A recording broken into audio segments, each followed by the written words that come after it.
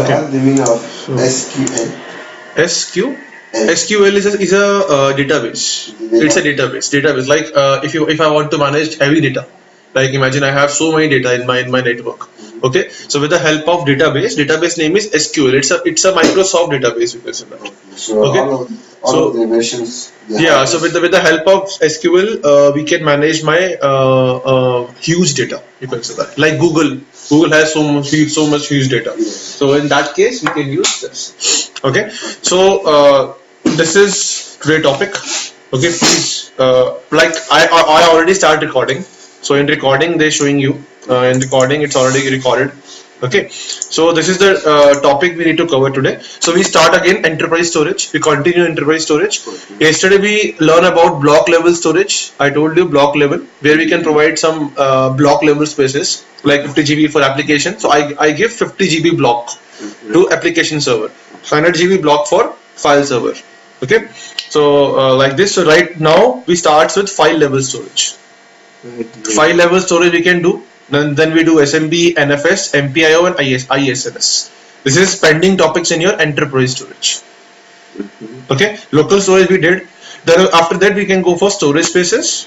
Then data deduplication is also a storage part, and then we can installing and configuring Hyper-V virtual machines. Okay. Okay, so these are the three topics we need to cover today. Okay, so we start with first enterprise storage. Okay, Okay. we already did block level storage. We continue now file level storage. Now, have you heard about sharing? Mm. No. Okay. Like, see, if I showing you. Okay. Like, see, if I on a board. Okay. Okay. So you did, I think, block level storage also. You said you do today. You didn't say the recording version. Yeah. You know. Yeah. Okay. The password. Okay. Fine. So, like see this now. Now right on the topic file level storage. We already see block level storage. Now we see file level storage. So file level storage working on sharing, you can see that. If you go for sharing, okay, then file level storage is working on in that case. So like if I showing you the diagram, so diagram it's look like this. Like imagine that I have one network over there. This is my network, okay, and I have some systems. Like imagine I have simple systems. This is my PC1. It's connect to one switch, and then we have some more PCs. This is the PC. This is again PC, and this is again PC. These all PCs are working in a you can say it's a local network, and all are client. We don't have a particular server in that. In that case, okay. So it's like imagine this is my PC1. This is a PC2, PC3, and PC number 4. We have 4 PCs. Imagine. Okay. Now, what I want to do, I want to create one file over there. Like imagine this is my file. I can create one file over there. Today I sit on this PC. I create one file. Okay. Now I work on the file. I switch off the machine and I go back to my home.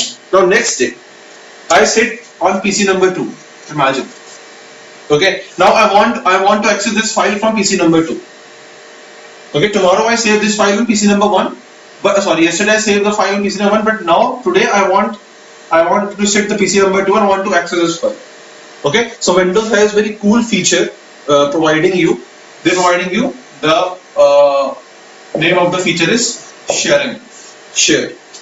So we can share the file over there and we can access this file all over the network anywhere in the PC, anywhere in the PC and all. Okay, so with the help of sharing we can share our data. Okay, so when I'm sharing anything in my Windows, whether it's in Windows 10 or Windows Server, okay, one protocol is using, the protocol name is in the back of the sharing is SMB, simple message block. Okay, this is the protocol, okay, we are using in sharing when we share anything. Okay, so simple message block. Simple message block. Please check once.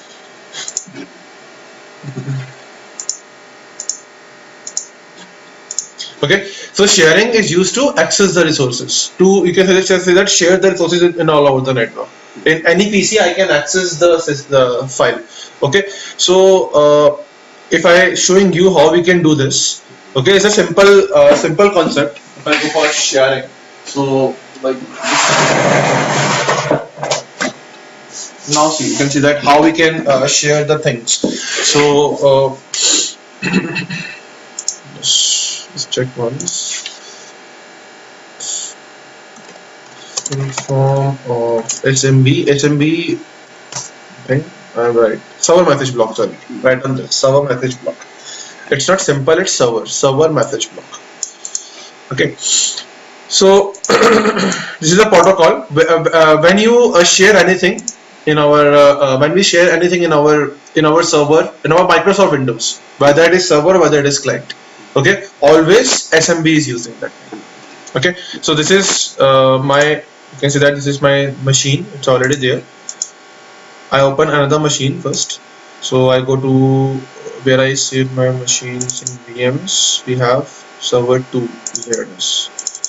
Okay, so I have two servers now.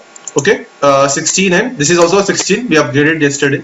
Okay, so just power on the machine first, then I'm showing you how we can share the things. Okay, how we share the data in the network from a client to another client. Yeah, you can say that client to client also, you can say server to server also, anything. Okay, in both the cases the steps are same. Okay, if you want to share file in client, steps are same. If you want to share files in servers, steps are same.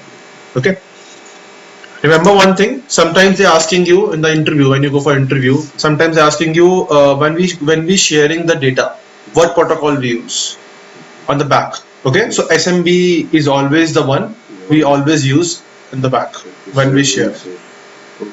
Protocol name is SMB, server message block. Okay, so I showing you 3 to 4 types of sharing, how we can go for that. Okay, so I showing you simple sharing. Let this server on, let me see.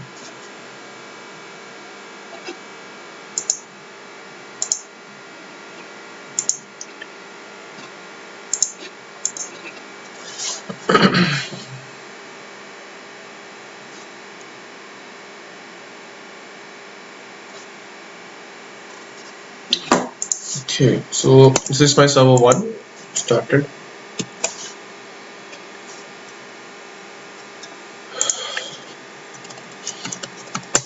Okay, I just start one client also. We don't want 2 servers right now. I started one client and one server. Okay, so I go to VM, which is my client, Windows 10. Started. My server is started already.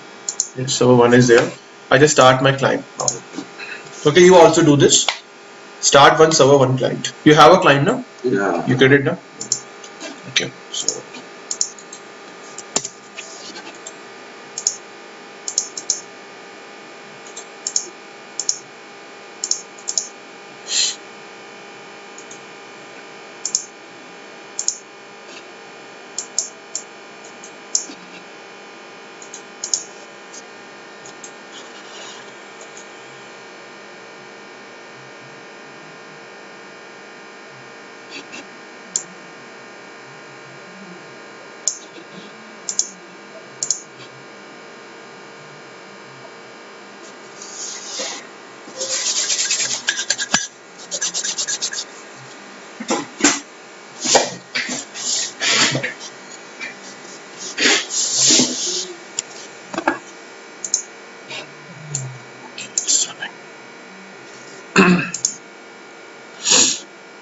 now I can see that. See, my server is there.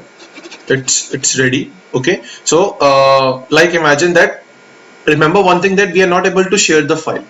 We always share the folders. If you want to share a file, so what you do, you first create a folder and then move that file to the folder, and then you can share it. Understood?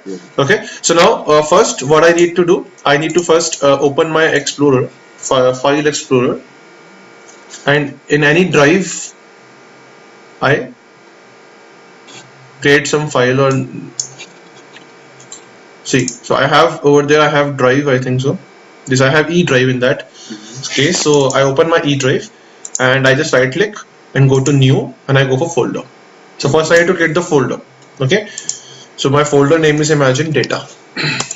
Okay, in that data I open the folder data and I go for file, text file. I create one text file like this is my text file, so I go for sed. Okay, and I write something in the text file. Welcome to server 2016. Okay, I just save this. Welcome to server 2016. I just write it down there and I just simple save this file. Okay, so now this is my file. Now I want that I want to access this file from my client. Okay, fine. So what I do, I just right click to the folder and we have the option share with. This is also the option we have. Share with, we can go for specific people. Okay, let's click on that and we have go for right over there everyone, that I want that this file is able to access everyone. Okay, so I go for add this one and just click on simple share. So this is a simple sharing what we can do now. Okay, the simple sharing and simple click on done. So now this folder is shared now. Understood? Clear? Yeah. Okay, now I go to my client machine. Okay, my client machine is also ready. So I just log in with the admin abc at 123.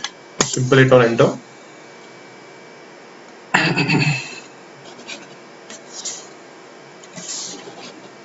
This is the one way of sharing which I'm showing you. Okay, let them log in. Okay.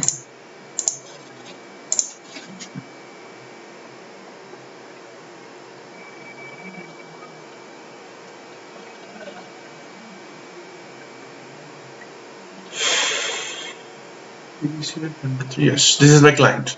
Okay, now I want to access my server first to access the particular folder. So how we can access it? I just open run, okay, and double backslash. This is a slash through which we can access the any folder or any computer. Okay, so my server IP address is what? 192.168.1.1, right? This is my server IP address. Okay, so this is a 2/ I can use this slash is used to access any resources. Okay, and I need to give the IP address at which computer I want to access. Okay, so just click on OK. Type of the name correctly and then try to again. Okay. This is the slash or this one? The slash is maybe slash. This one I think so. Simple click on OK. Yeah, this one. Okay, now they ask me the credentials. Okay, so they ask me the server credentials. Okay, so now what type of server credentials they ask me, like on which username I have. My username is administrator, of course, so I need to give the username and I need to give the password of the administrator also. Okay, so I just go to there and just write down administrator and password is abc at 123. Okay, I need to give the server credentials over there. So simple click on OK. Now you can see that data folder is there. Okay, and I have a file over there. So you can only access this. Yeah, I will access this. So I just opened it and I have a file over there. Okay, this is a simple sharing.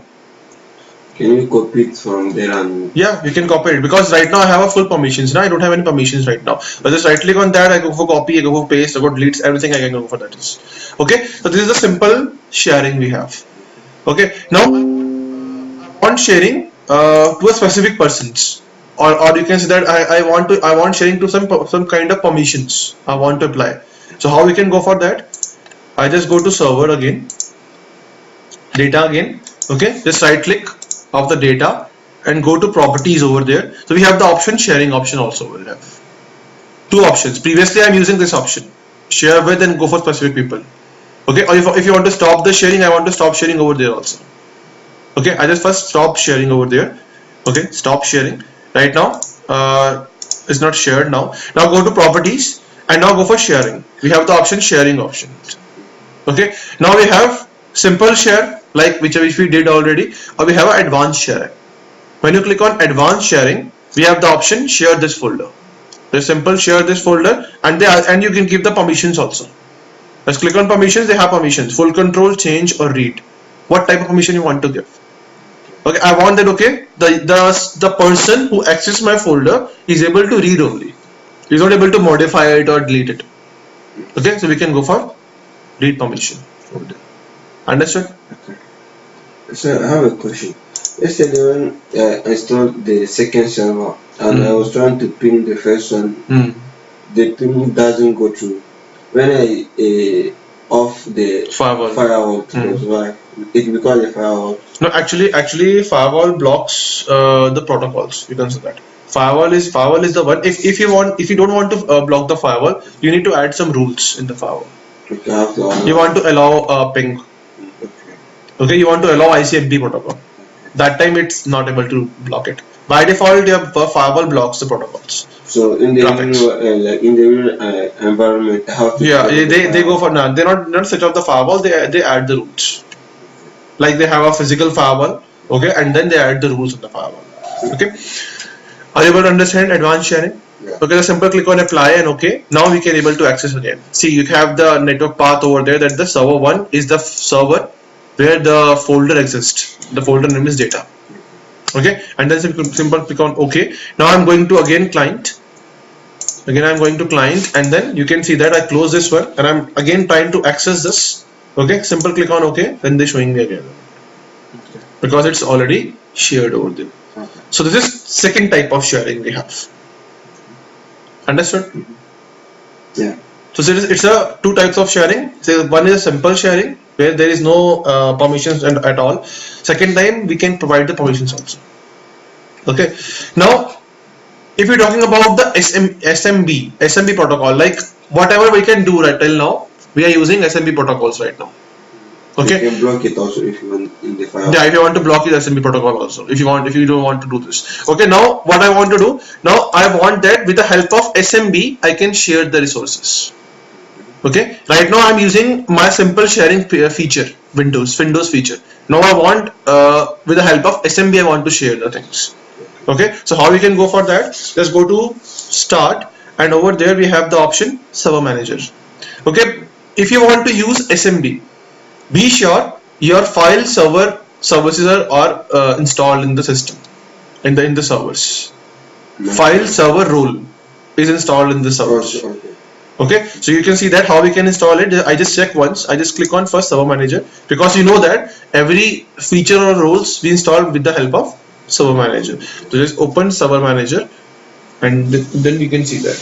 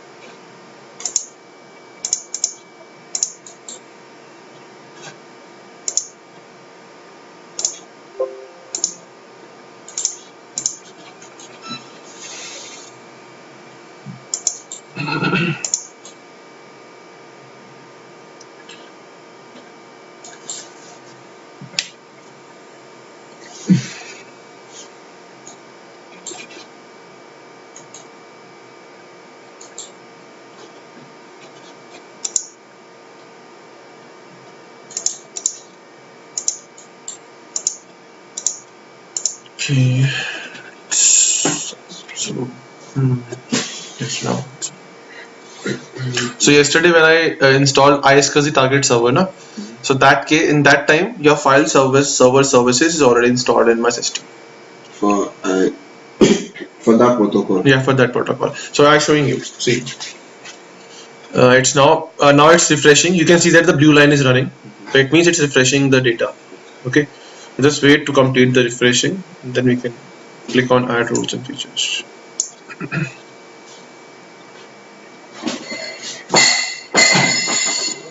Okay, now what I need to do, I just click on add rules over there, add roles and features. Just click on that.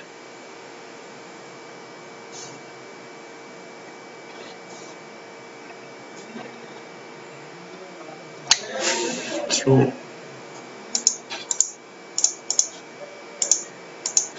Okay, now wizard is add or wizard is there.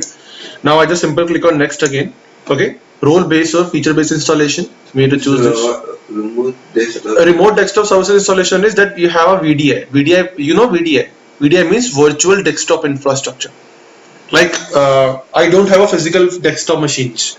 I give my user to a virtual desktop with the help of Citrix servers. So we have one server named as Citrix servers who provide the virtual desktops. Like we are using through with the help of VMware, we be getting virtual machines, right? Like same, if we don't have a physical desktop, so we can provide with the virtual desktop with the help of thin client. Okay, I'll showing you the pictures. So role based or feature based installation. This is we use always. Simply click on next now. Now you have seen the information about your servers. Okay.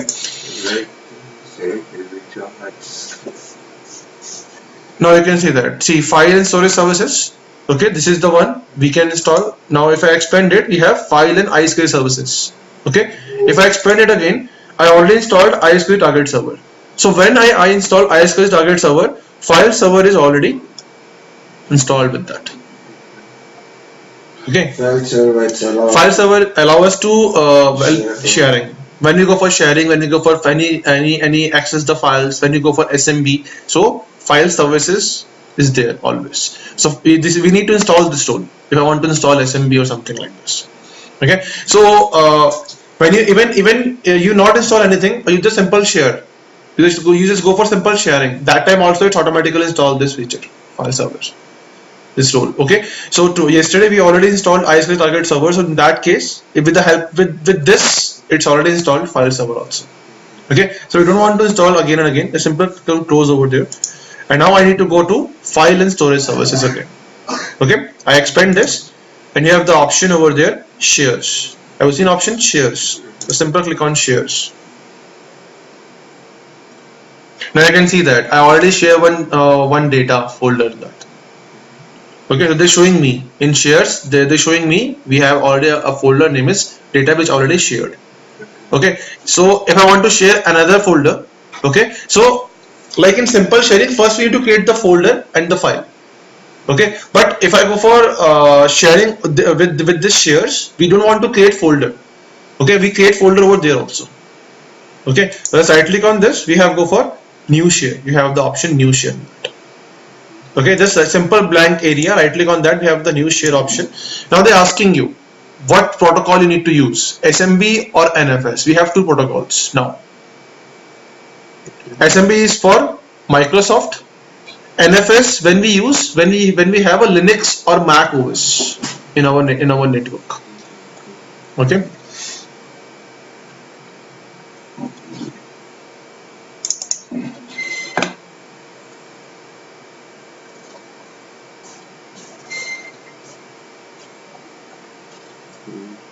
NFS is used to when we have non-Windows operating systems in our network. Non-Windows operating system like Linux, Unix, Mac.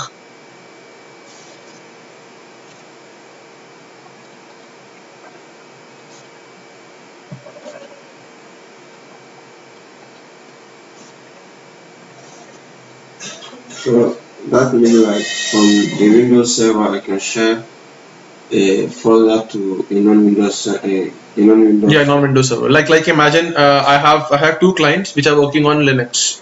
Okay, so now they also want to access those files. Okay, so in that case we are using NFS. Okay, but if you have all Windows Microsoft OS, we don't want to go for NFS. Then we can go for simple SMB share. The difference between SMB and NFS is SMB is used only for Microsoft. It's a by default Microsoft operating protocol for sharing. Okay, but if you have non-Windows operating systems, okay, then we need to use NFS. Network file system. The full form of NFS is network file system. Okay, network file system.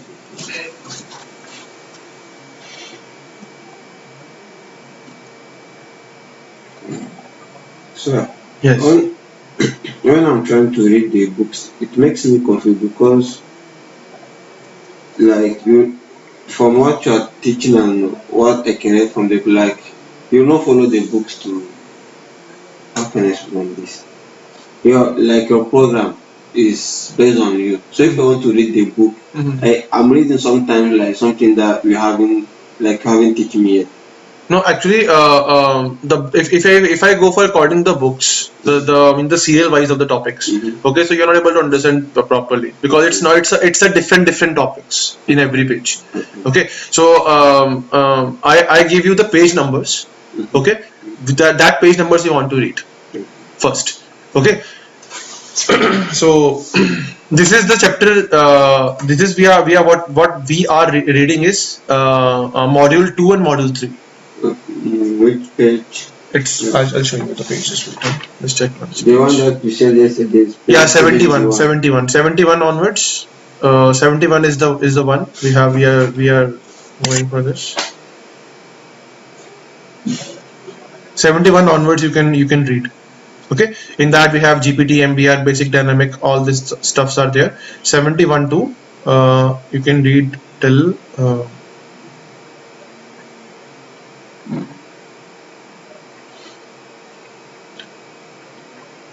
in that they give you the practical also. Okay, so 71 to till 80, 79. Okay, you read this, and after that then they have practicals. Then you can read 84 page number, 85 page number onwards. 85 page. Okay. Then they have some practicals. Then you read 99 page number 99 for this for SAN, NAS, DAS. SAN, NAS, DAS, which we read na DAS, NAS. 99 page number onwards. They give you all the overview of SAN, NAS and all. So what's the difference between local storage and enterprise storage? Yeah, I'll just tell you. Local storage for 71 page number onwards. Okay. So these all are storage is like the MBR, GPT, file system. Okay.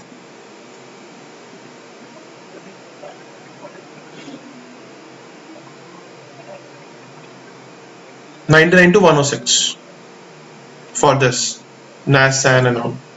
NAS, SAN. You said 99 to 106. 106. These are covering all block storage, block level storage, file level storage, which we did. Okay. This is the page number you want to read. Okay. Sure. And then after that 110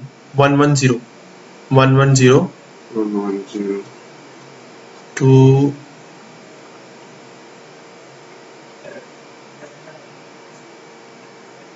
to 112 for iSCSI, target, server, or initiator, and everything. Okay, I read these things. Said local storage and okay. So when I go home, I will read it again. So what I didn't understand, I will note it down. So when I will come back, okay. Okay. Now read these pages. Okay. Then you're able to understand what we did. So SMB, so we have 3 options in SMB: SMB Quick, SMB Advanced, and SMB Applications. So if you go for SMB Quick, so we have a general simple file sharing. If you want to share the folder of file, so we can use always SMB Quick. If I want to share some applications, so we can go for SMB Applications. Like database, server applications, like all those things. Can you explain back? Application means like if I want to share any Adobe Reader. Okay, or if I want to share some application softwares, okay, then I want to go for SMB shares. And the quick is when you quick is for simple file sharing. Like I have a simple file, I want to share the file or share the folder, then we can go for simple SMB share quick. Okay, and advanced, we have the option. We have option over there. We have some options like disk quota and everything. So we can discuss all those things. Quota means like permissions. Okay, drive. And if you want to share drives, if you want to share some permission on the drives or quota, then we can go for advanced. Okay, so like same in NFS also we have quick and advanced. In NFS we don't have application options. Okay, so I just feel simple first go for SMB share quick. Okay, and then simple click on next over there. Now they're asking you in which server you're using. I'm using server 1 and the status of server is online. In server we have 2 drives, C drive and E drive. Now where you want to create your share. Either you can go for C drive or E drive. So we have a E drive. I just choose E drive. A simple click on next. Now they're asking you share name. What share name you want to give? If you have already created a folder, so you can give the path over there to the folder path. If you don't creating a folder right now, I don't have any folder right now. So what I need to do, I just simply click on next and I just give my share name. You can say my folder name. Okay, so I just go for this time is data-01. Okay, this is my share name. Now how we can access it? The access of this is like this. Either you can use server name or either you can use server IP address. Understood? Fine. So these things, this is the you can say that path through which we can access. Okay. Now after that, click on simple next. Now we have two things you need to understand. Number one is enable access based numeration. Now what is the meaning of access based numeration is, like imagine I have two users, you and me are able to access the share, this share which I created. Okay, you have only read permission. Okay, and I don't have any permission to access this. Okay, You don't have any permission. I don't have any permission and you have a read permission to access. Who shared the file?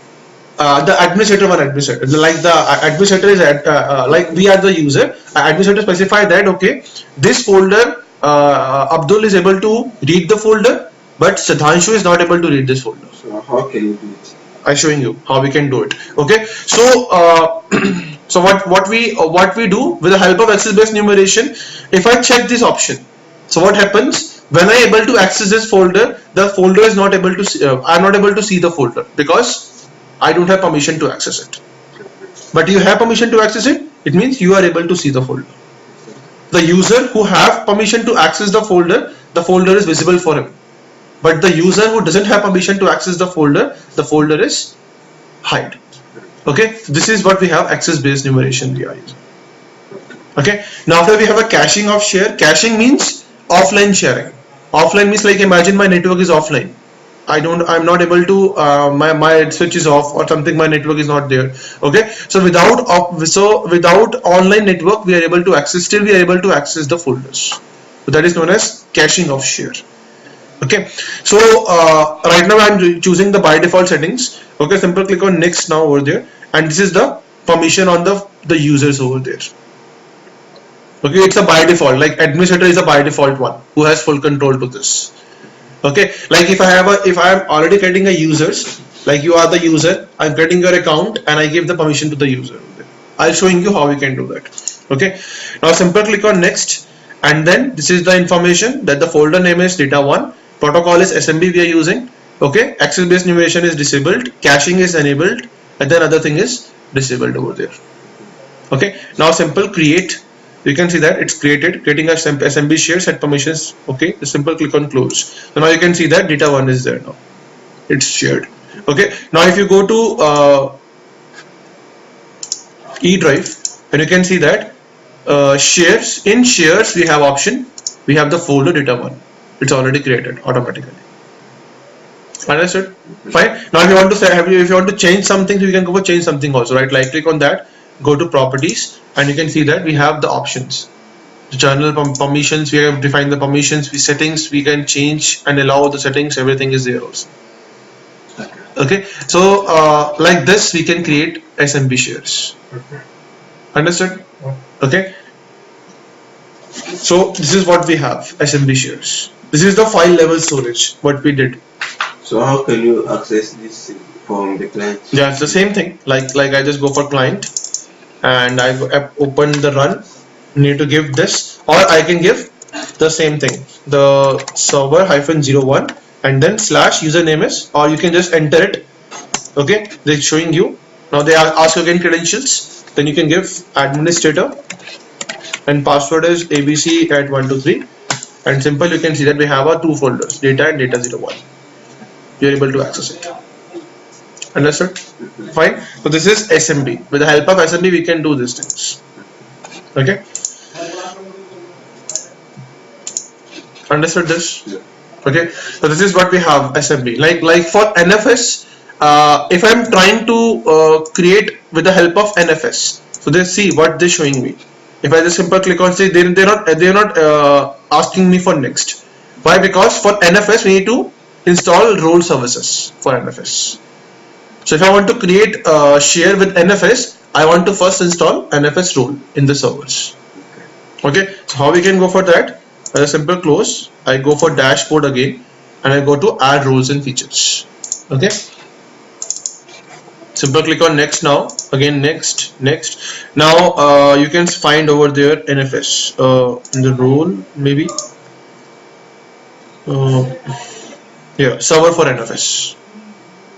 And down. Okay, file and storage services, expand file and iSQL services, and over there we have the option server for NFS. Just simple, just check this option, click on add features. Okay, and then simply click on next. Again simple click on next. Restart required automatically. Yes, if they want to restart, then they restart automatically to my server. Simple click on install. Okay.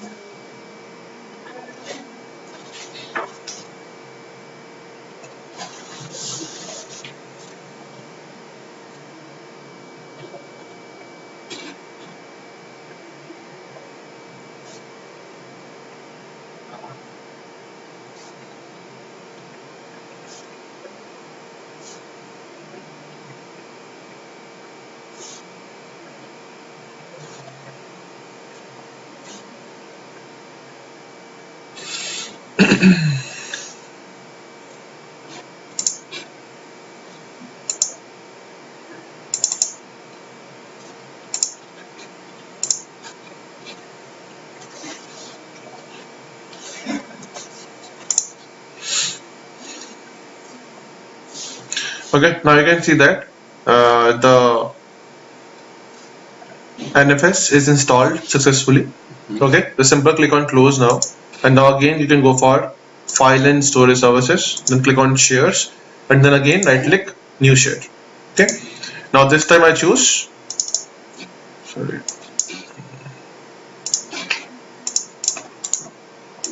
new share. Now you can go for NFS. Now they give you the next option, because now services is now installed. A simple click on next. Now again they're asking you where you want to save the things. Now this is for NFS, so I go for, So you have another one, so C drive.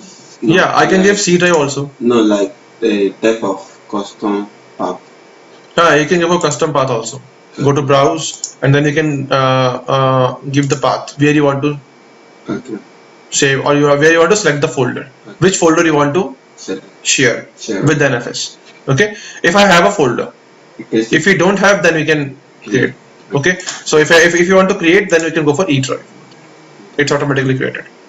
Okay, or what I do, I just create one folder once first, and then we can go for the custom path. So I just put folder there. This is data-02 NFS. Okay, this is the folder. Okay, so now I go to again type a custom path, go to browse. Now they showing me the folder. This is the folder I want to share it. Simple click on select folder, and then simple click on next. Okay, it's automatically taking the path. Understood? Okay, so if I want to change the share name, you can change the share name also, because explanations and all these are not running in sharing in the network part. So you can go do like this. Okay, simply click on next now. Now they're asking you for authentication if you want. If you want authentication. Authentication means what? What is authentication? Like username or password. So by default we're using Kerberos authentication right now. Kerberos is a protocol. It works in Kerberos version 5 is a protocol. It works in Active Directory. Right now we are not using AD. Okay, so we are not using these protocols. Okay, so I go for no server authentication required. Simple click on next over there. Okay, and then you want to add the permissions if you want. Over there you want to add the permissions. So simple click on add, and you need to give the permission that which host means which PC is able to access this particular. So you give the IP address. Or yeah, IP address of the client 192.168.1.2 something. Right? Okay, I simple click on add. Access read only or read write. I want read write. Like you can read and modify. Yeah, read or modify. Okay, if you go for read only, so it means we are able to only. Language encoding. This is the structure format, you can say that. So we are not able to say, if you know encoding, then you can choose this, change this. I'm not using encoding, so I'm not using changing all this. It's an algorithm, you can say that. Okay, so we can go for read and write and simply click on add. Okay, so this is the host. Okay, root access is disallowed. Okay, so okay, fine. Simple click on this. This is the permissions and this is the host which are able to access it. Simple click on next now, and now this is the permissions by default, which will go for this. Okay, click on next and simple click on create. Okay, so the share name is this protocol we are using right now, NFS. Simple create. So it's closed now. Now you can see that this folder is already created. The actual folder name is this and the share name is this. So again, now I'm going to my client and I'm able to access it. The same thing. You can see that. Okay, it's not refreshing. Now you can see that this is for Linux or Windows unit Windows. Right now I'm a Windows computer, so that's why I'm not able to see this. If I have a Linux or Unix computer, then I'm able to see this. Understood? Okay, so like this we can go for this. Sorry. Understood? Yes, sir. Okay, so this is what we have, two things.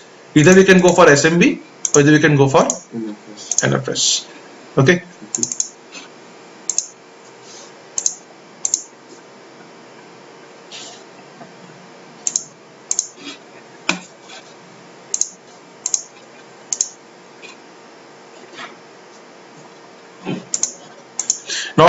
Now we can see one thing also. The one thing also you can see, like if I go to properties in this folder, now we have the option sharing permissions. See, we have properties journal. They're showing me which protocol we are using, which protocol is NFS is the protocol we are using right now. Authentication, there is no authentication where because I am not using AD protocol, AD services. That's why we are not using Carpros version 5. Then we can go for sharing permissions. Sharing permissions, only this person is able to access it. If you want that all machines are able to access this, either is the Windows one or either is a non-Windows one. So you can go for edit and you can select the access For all the machines. for all the machines, but all the machines are able to read only. That's it. A simple click on edit now. You can go for like this also. Okay, if you don't want to go for this, so you can go for simple no access. That's it. Understood? Fine. So this is what we have. So we have two things: SMB and NFS. Okay, do once in your laptop. Just try to once, then you can go further. Just pause the recordings. Okay, so what is ISNS? I tell you again, ISNS is a server, has a database with a collection of information about storage devices and where that storage has been allocated. Okay, so it is what it's provide your database. Number one. Number two, what they contain, it contains about the information about storage devices. Like imagine I have so many storage devices in my network. Okay, and where that storage device is allocated. Allocated means where the location of the storage device is. It contains all the information about it. Okay, it's a server, provides you database. Okay, and in the database it contains the information about storage devices and where that storage device is allocated.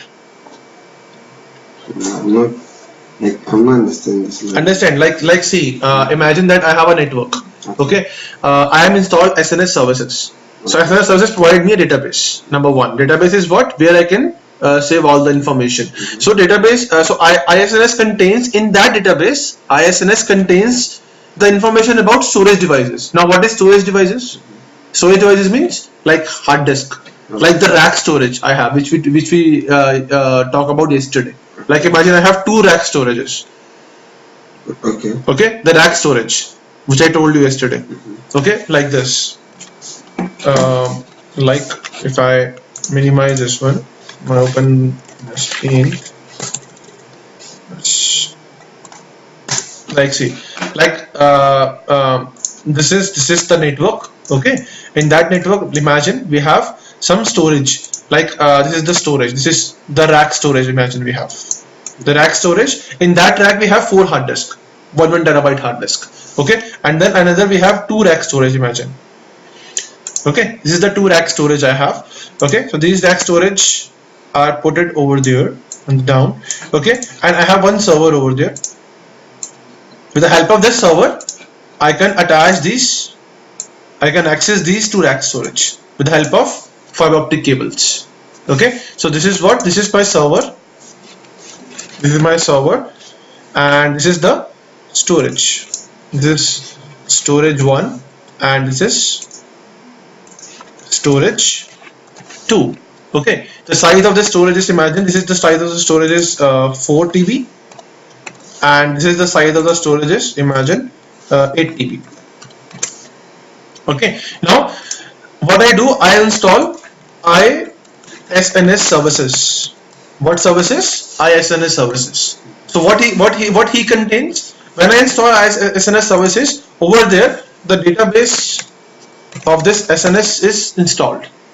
Okay, and what it contains information about these storages, that how many storage are there, what are the capacity of the storage, out of 4 TB how much it's used or how much is free, like this. Okay, so ISNS is a server. It provides you database. In that database, it take the information about those storages. It contains all the information about storages, storage devices. Like I have 2 storages, and every storage has, one storage is for 4 TB and second storage is for 8 TB. Now in one storage 1, out of 4 TB, like imagine 1 TB I am already used. Okay, so it have the information about those things also. Okay, so this is what ISNS is. Understand? Yeah. Okay, so this is what ISNS is. So ISNS like this. Now ISNS provide you some components. Write down ISNS components.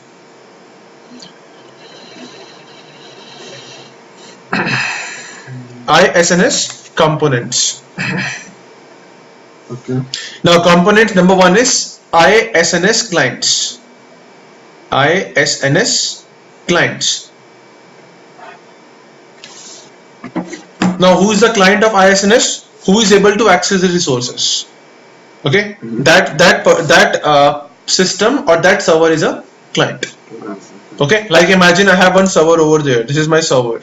Okay, and it's connect with this this storages over there also, like this and this. Okay, like this. Okay, now this is also again one server. This is the server 2. You can see that HERVER server 02, and with the help of this server I can able to access the resources now. So this server is becoming a ISNS client. Understood? Understand? Okay, who are able to access this storage. Okay, so this is I can access this storage. So this server is becoming a ISNS client. Understood? You all understand this? So ISNS client attempts to discover a storage device and access the information. Attempts to discover a storage device. Attempts to discover a storage device by using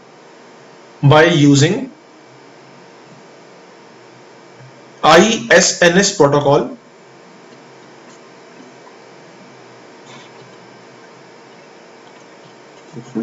to access the information.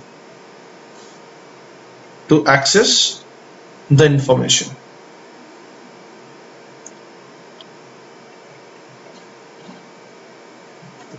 Okay, understood?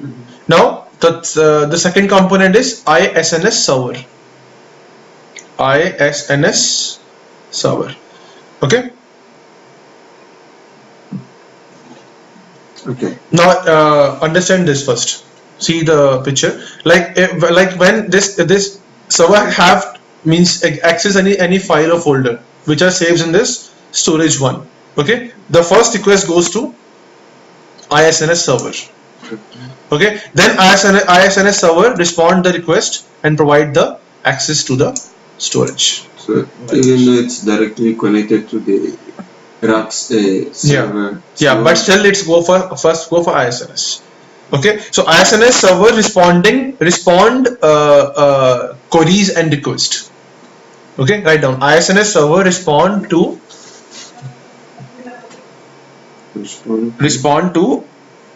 ISNS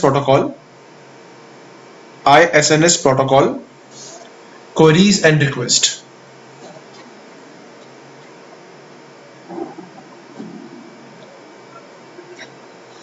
Okay, understood? Okay, so in between all this stuffs, ISNS protocol is working. That in that case, like when I'm using ISCSI, so in that case ISCSI protocol is working. Okay, now I'm using ISNS, so in that case ISNS protocol is working now. Okay, fine. Now number third component is ISNS database.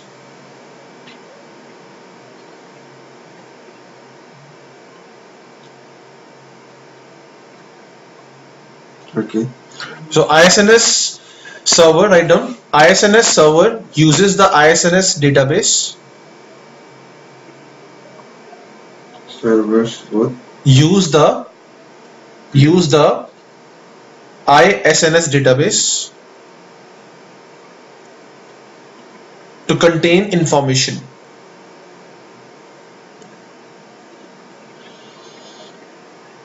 To contain information. Okay, understood?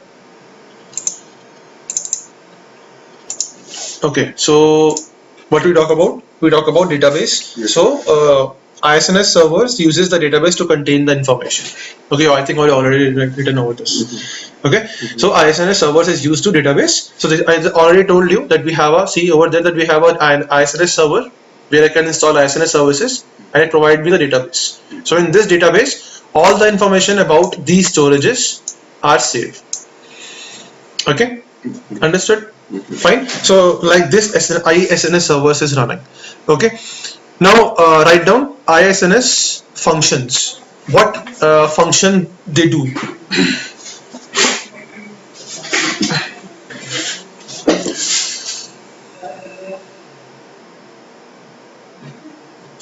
Okay.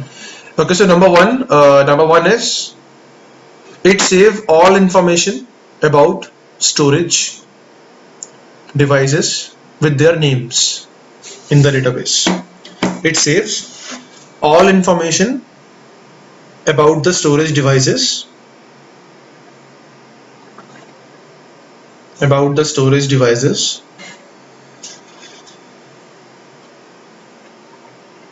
with their names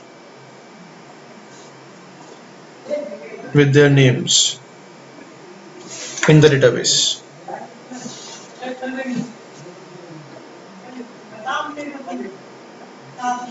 Okay, number second function is, understand the first function?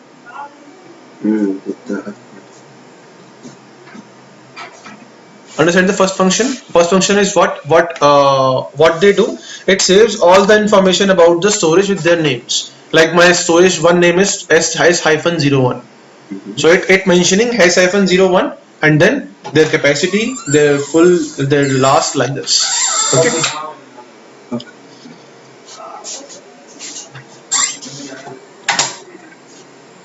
Saves all information about the storage devices with their names, storage names. It saves all the information about the name also. That what storage we talk about. Okay, it mentioning the name. Now number second one, discovery. It discover the network.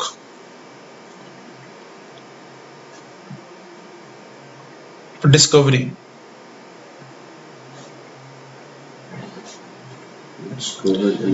Discover the networks and help you to control the activities.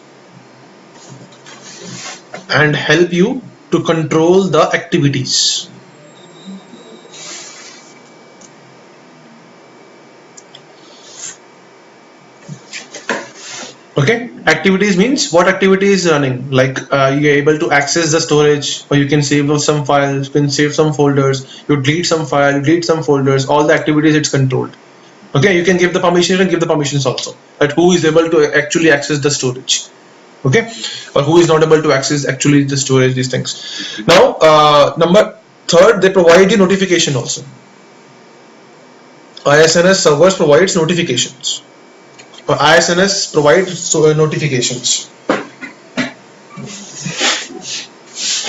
Now, what type of notifications? Like your storage is down or up or running like this. Okay.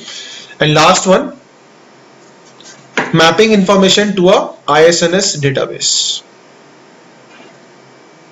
Last line, last point, mapping information to an ISNS database. And it uses fiber channel devices.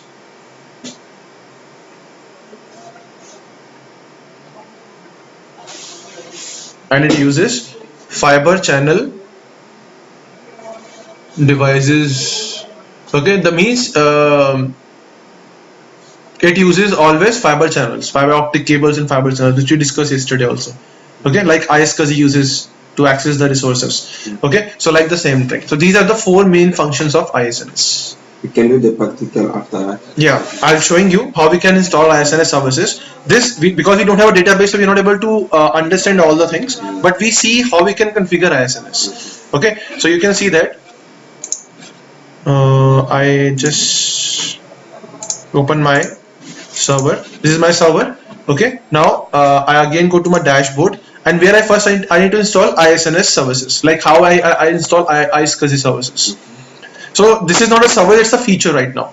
ISNS is a feature, it's not a role. Right now we install all roles. Now this is the first feature we discuss about. Okay, let's click on add roles and features. Okay, and then simply click on next. Again click on next. Click on next. Now this is the rules. You can see that this is the rules. We need to skip this window now. The simple click on next, we can go to features.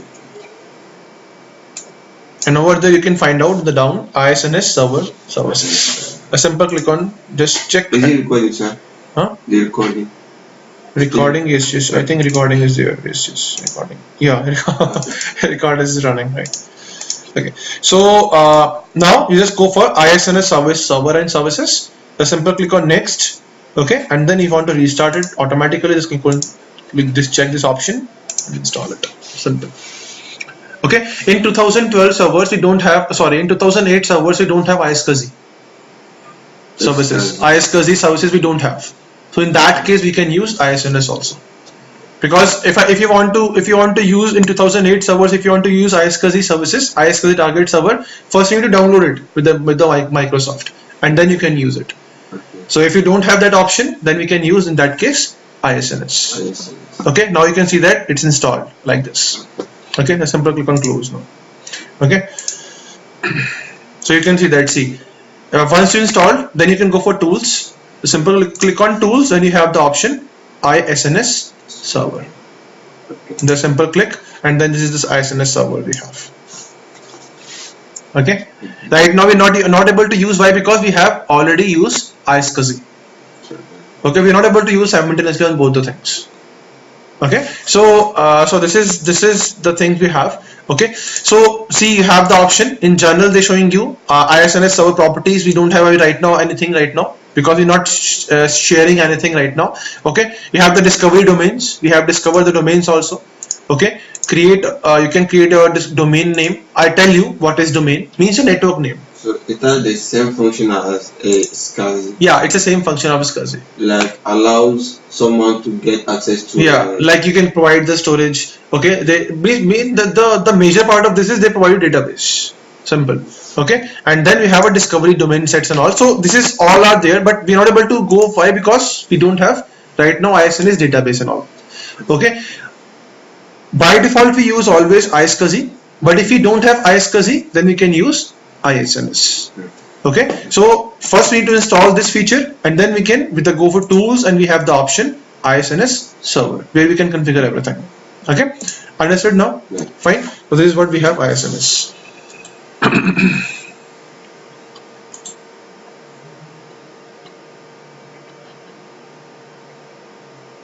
Now one thing.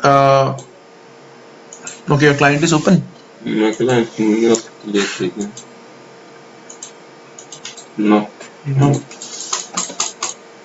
My client is still down.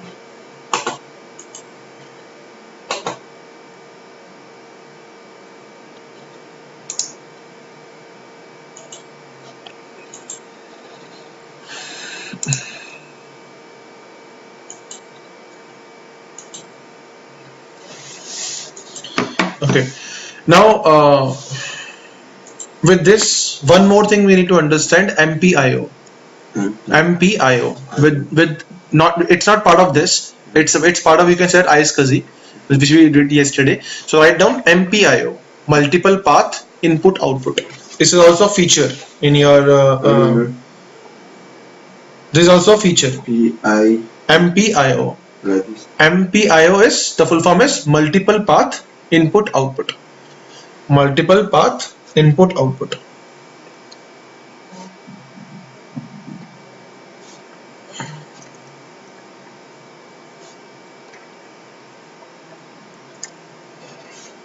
Okay, so it used in block level storage. Number one, it used with block level storage. It is using. It is used with block level storage, which we did na block level storage yesterday.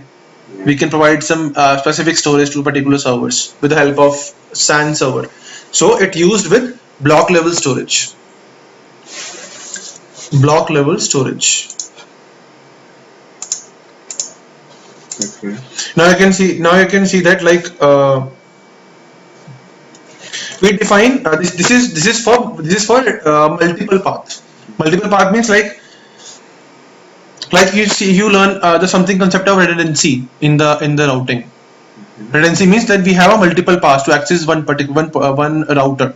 Okay, like same in the servers also. Like if you have if you have one server, okay, and I just connect with the storage over there. This is the storage we have, okay, and I just connect this storage with this, okay, and we have again the same thing. We have a switch, and then we have multiple servers in that, like which we did previously.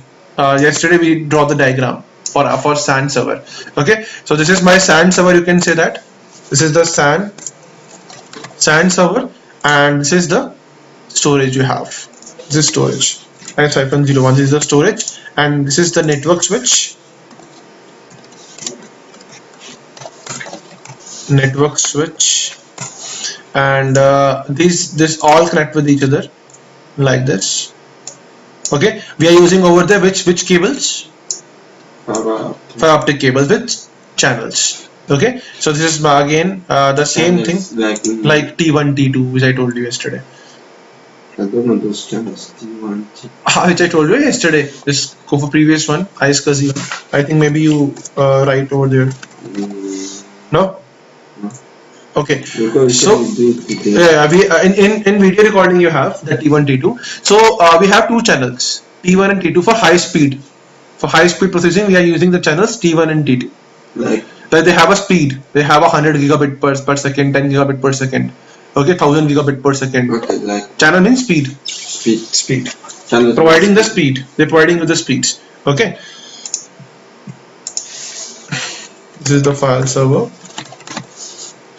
And this is what we have. You can say we have a database, SQL database, and we have DHCP server. Okay, so now what I go for there, I'm using providing some storage. Like imagine that this is the block storage. Sorry, this is my storage, and the size of the storage is 4 TB. Okay, out of 4 TB, I can provide 50 GB to there, 50 GB there. Okay, and 100 GB there. Imagine, and for database, I can give 1 TB. 1 TB, and for DHCP again I can give 100 GB. This is the storage I can provide it with the help of SAN server, which we did on the practical. Understand? Okay. So so what I telling you that MPIO, like MPIO, right now we have only one path. Okay, for accessing this storage, like we have only one path. This is the path only. This is the only one path we have. Now what I do, I can create multiple path over there, like this. Okay, and I can provide the multiple paths over there also, that we have two paths to access the resources. Okay, so with the help of MPIO, we can provide the multiple path to access one particular block storage. Understood? Fine. In the SAN servers, in iSCSI storage servers, iSCSI target server, iSCSI initiator, with the help of SAN server. So if I want to create SAN server, I need iSCSI target server. Remember, I can install the role ISCSI target server. Okay, so what I need to do, with the help of MPIO, we can provide the multiple paths to access a single folder, to single resource storage, block storage. Okay, so this is what we have. So MPIO is a simple thing. If you want to use MPIO, you need to install one feature for MPIO. You need to install feature. So how we can install feature? I just go to there. Simple, go to add roles and features. Okay. This time again I need to go to features. Okay. I skip roles. I go to features, and over there we have the option MPIO. Have you seen MPIO over there? Here it is. Multiple path input output. I just check this option. Simple click on next and restart if required. Yes, and install. That's it. So it allows you if the first link fails. But down, yeah, second link is there to access those paths. So we can define the multiple path on that. If you have multiple So paths. even though you have, like, assume you have multiple paths and you haven't enabled this Yeah. feature, So we are not able to define the multiple paths on that. so if the first one goes down, it will not take. We're not able to access it. Yes. So if so, in with the help of this feature, we can install. We can define multiple paths to the servers. Understood? Fine. So this is we have MPIO. Understand the concepts? Okay. So it's restarting, I think so. Need to restart it once.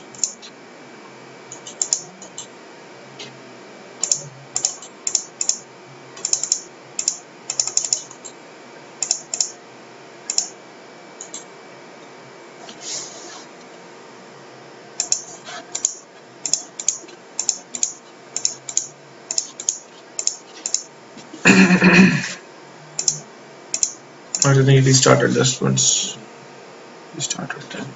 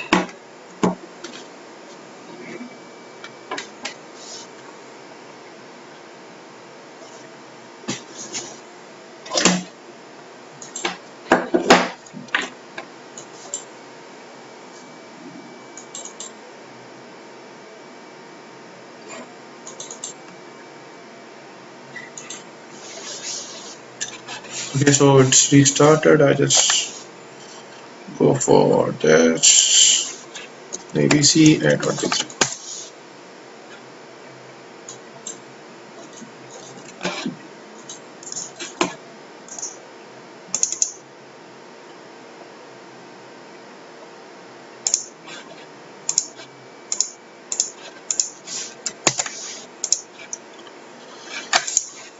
Now see where I found MPIO over there. I go to start and just click on start. Over there we have admin tools, Windows admin tools. Just click on Windows admin tools. Over there we can found MPIO. See. Okay, just click on that MPIO. Then you can define the multiple paths. We have 16 maximum. We can save 16 devices. Maximum we have 16 characters. If you go for MPIO devices, so we can have 8 characters to 16 characters. We can define the name of the devices to 8 to 16 characters. So how Okay.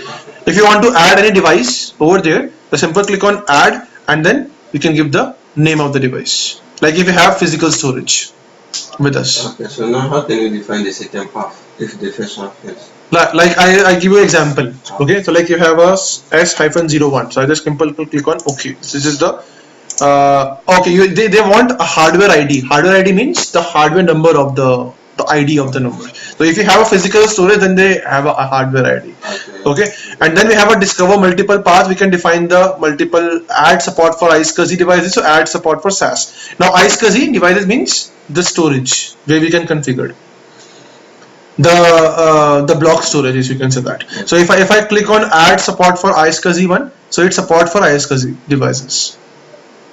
Okay. Okay, so this is the add. I just click on add support for iSCSI devices. I just click on add, means if I have any iSCSI devices in my network, okay, it's able to support it all the things. Okay, like this. So we have something like this. So I need to configure only two things. Number one, I just click on discover multiple path, and I just click on this add support for iSCSI devices, and just click on add simple. They want to go for restart again, just simple restart the system server only. Okay, so it's configured. So it's automatically taking the multiple path if you have multiple paths to access it, and then they're providing you the fault tolerance type. Okay, so like this we can go for this. Okay, so how we can configure, I show you again. Go to start, admin tools. In admin tools we can click MPIO, a simple click MPIO. Okay, and then go for discover full multiple paths. Just check this and add it. Simple. Okay, like this. This is the MPIO we have. Understood? Yeah. Clear? Okay. Fine. So this is what we have, MPIO. Okay.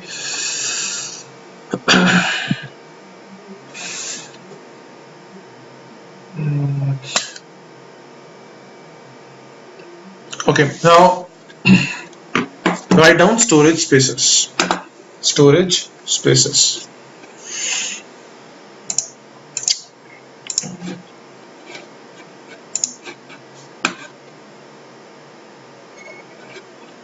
Okay. Now, okay, storage spaces. Okay, so storage spaces is what? Write down, storage spaces is a storage virtualization feature. Storage spaces is a storage virtualization feature in Windows Server 2016 and Windows 10. Storage spaces is a storage virtualization feature in Windows Server 2016 and Windows 10.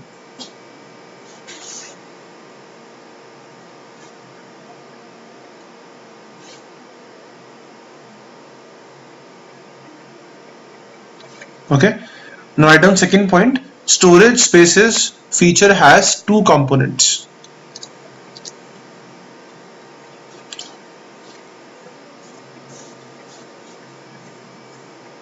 Storage pools. Storage spaces have two components.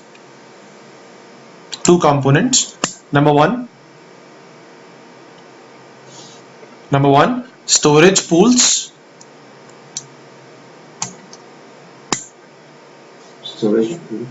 Pools. Okay. Number two, storage spaces.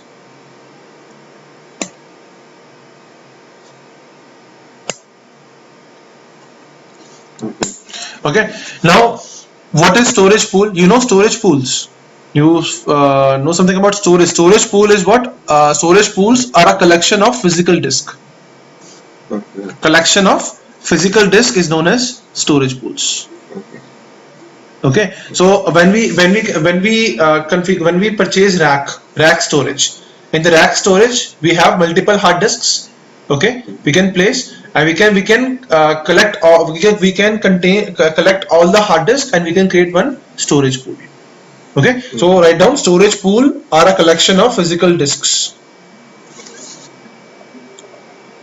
I should write down. Are a collection, yeah, you should write down over there. A storage pool, what is that? Write down. It is the collection of physical disks. It's a collection of physical disks.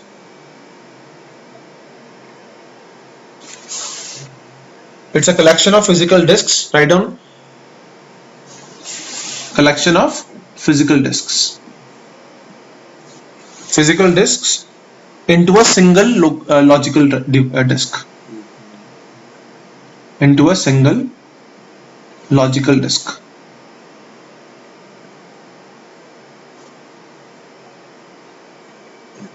Understood? Okay. So if I let's see with the diagram, like it's look like this. Like this is my storage, and over there I can attach multiple hard disks like this.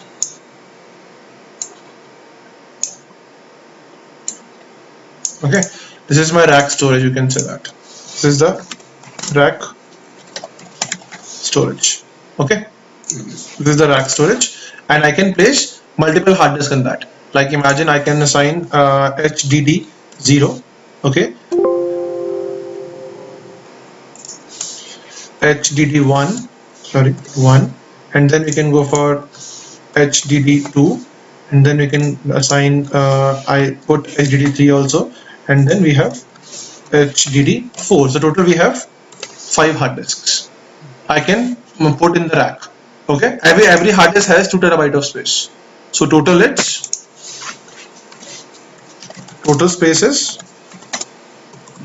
10 TB. Okay, 2 TB each. Hard disk is 2 TB. 2 TB over there also. Over there also it's a 2 TB. Over there also it's a 2 TB. Over there 2 TB. 2 TB like this. Total is 10 TB. Okay. Now what I do, I combine all those hard disks. I combine all those hard disk space. Okay, and make one storage pool. Understood? Understand? Okay, I combine all hard disks. So what is the space of my storage pool is? If I combine all 10 TB, right? So this is the storage pool I created over there. Now after getting the storage pool, what I do, I creating some logical disks. After in that what I do, in that what I do, I creating some logical, or you can say that some volumes or disks. Okay, so I am creating some you can say that volumes in that. Volume is drives. Like imagine I can create one D drive. The space of drive is imagine 1 GB, like this. Then after that I can create one E drive. E drive. The space of drive is imagine over there 50 GB, like this. Okay, so logically what can I do with the help of storage pool? Logically I create a logical disk, one disk of 10 GB. In that 10 GB I can create some drives. Okay, that's what storage pools do. So understand these things, like when we go for live scenarios, when we go for live live organizations or live scenarios, we have multiple racks over there and we all convert them to storage pools. Or we have multiple storage pools, rack 1 storage pool, rack 2 storage pool, rack 3 storage pool, like this. Okay.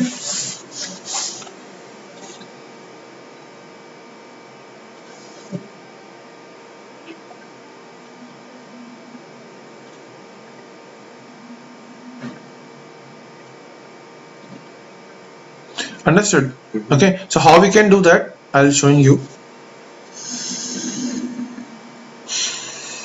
For this, what we need to do, for storage pool, what we need to do, we need to attach some hard disk. Okay, so I already attached, I think maybe 2 or 3 hard disks in my server. So I just check once, go to settings. Okay, I already have 3 hard disks. Okay, so I'm not using first hard disk because it's an operating system hard disk. I'm using hard disk 2 and hard disk 3. Okay, total we have 80 GB of space. Okay, so I combine this to pool. How we can go for that, I'm just showing you. See, first I need to open disk management. Yeah, disk mgmd.msc to open disk management. My disk 1 has E drive, disk 2 is over there. So I just remove this over there first. Okay, I delete the volume Yes. Now I online my disk 2. Okay. Now my disk 1 has 40 GB space. It's run in basic mode. Disk 2 also have 40 GB space. It runs again in basic mode. Okay. Now I need to go. I just close this one. I open the server manager. Through there we can manage the storage pools. Okay. For this also I need to install file server services. Okay. Okay. For SMB or NFS, this is also for this. Okay. So I already installed file services. Okay. So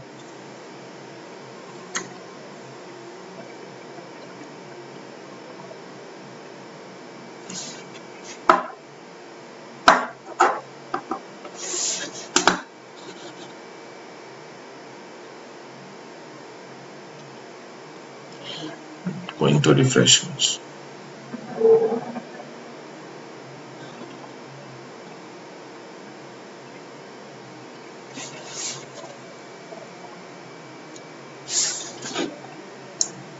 Okay. They're showing you only results. It's not installing. It's collecting the results only. Okay. See, it's succeeded. Okay. The simple close. Now you have file and storage services. Let's click on that. We have the option storage pools. This is the third option. Before we can see share iSCSI. Then now we can share storage pools. If you click on storage pools, so there is right now there is no storage pools right now over there because you're not collecting anything. Okay. So let's see. Let's loading this. So see, we don't have right now anything over there. Okay. So I need to create a new storage pool. I just simple blank area. I just right click on that. Click on new storage pool. Okay. So this is the wizard. New storage pool wizard. Simple click on next now. Now they ask you to give the name of the pool. Okay. So I go for pool -01. Simple click on next. Managed by your server 1 because I'm installing everything in server 1. So just click on next now. Now they're not showing you the hard disk, right? Now why not they're not showing me the hard disk? They're not showing me the physical disks. Okay. Let's wait. I have to check once. And disk they're showing me the disks. Yeah, they're showing me the disk. We have 2 disks, 3 disks. Okay. New volume, okay, storage.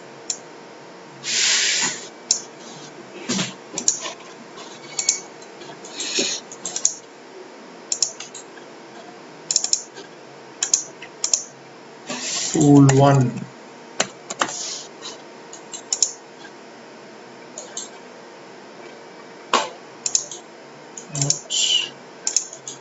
You're not showing me the disk. Okay, just let's wait. I need to check once. Maybe I need to make some drive over there. Just let's see. Maybe it's running. I think it's running. Yeah, it's running. Okay, let's make some drive. Okay, I just create one drive only. Okay, 40 GB. Same do in disk 2 also.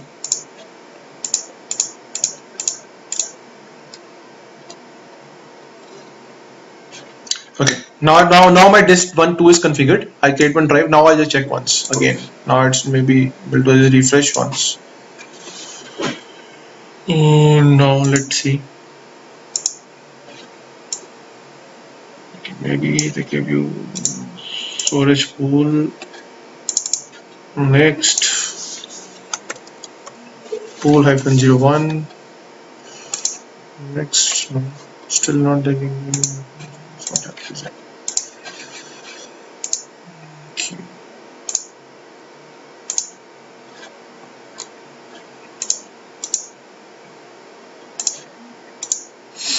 They're showing me, but they're not showing me the disks. Oops. Just wait. I just check once. Get this one. This one down.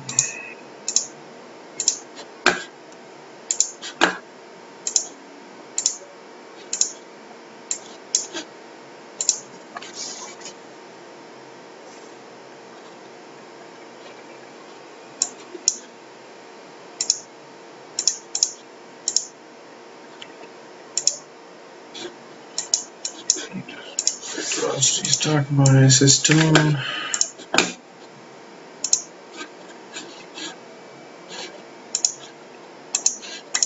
Just try to attach new hard disks. Okay, I just remove it this. Okay, I just try to again new hard disk, attach new hard disk. Okay, let's see what happens. Maybe some issues are there.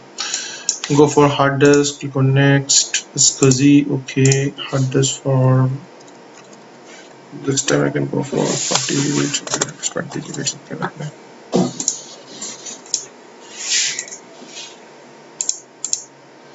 Finish.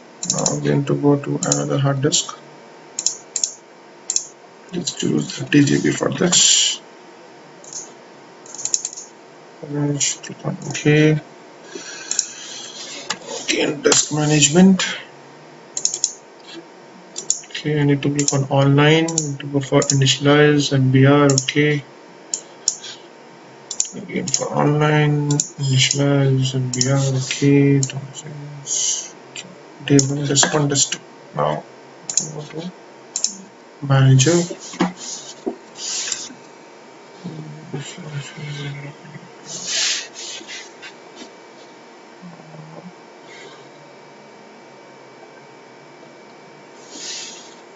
Okay. Go to disks. They're showing me all the disks. 1, 2, 3. Okay. Go to pools. Go to new storage pools. Next. So it's PFN01. Now this time they're showing me 1300 GB. Okay. Maybe I just but where I put wrong. I need to go to right click over there.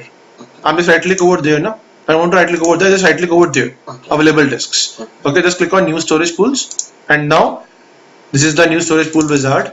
Then click on next. Now give the pool name. This is go for pool -01, and then we can go for next. Now we have both the disks. So I take two. If you have 3 or 4 disks, it is up to you. You can go for both of them, or you can go for only take one. Okay, so I can go for both of them. So total space is 50 GB. Okay, it's merging the spaces. Now click on next now, and we have a pool. Now pool name is pool1. The capacity of pool is 50 GB. Simple click on create. Now we have a pool created over there. So what's the difference between this one and the one that you did yesterday for block size?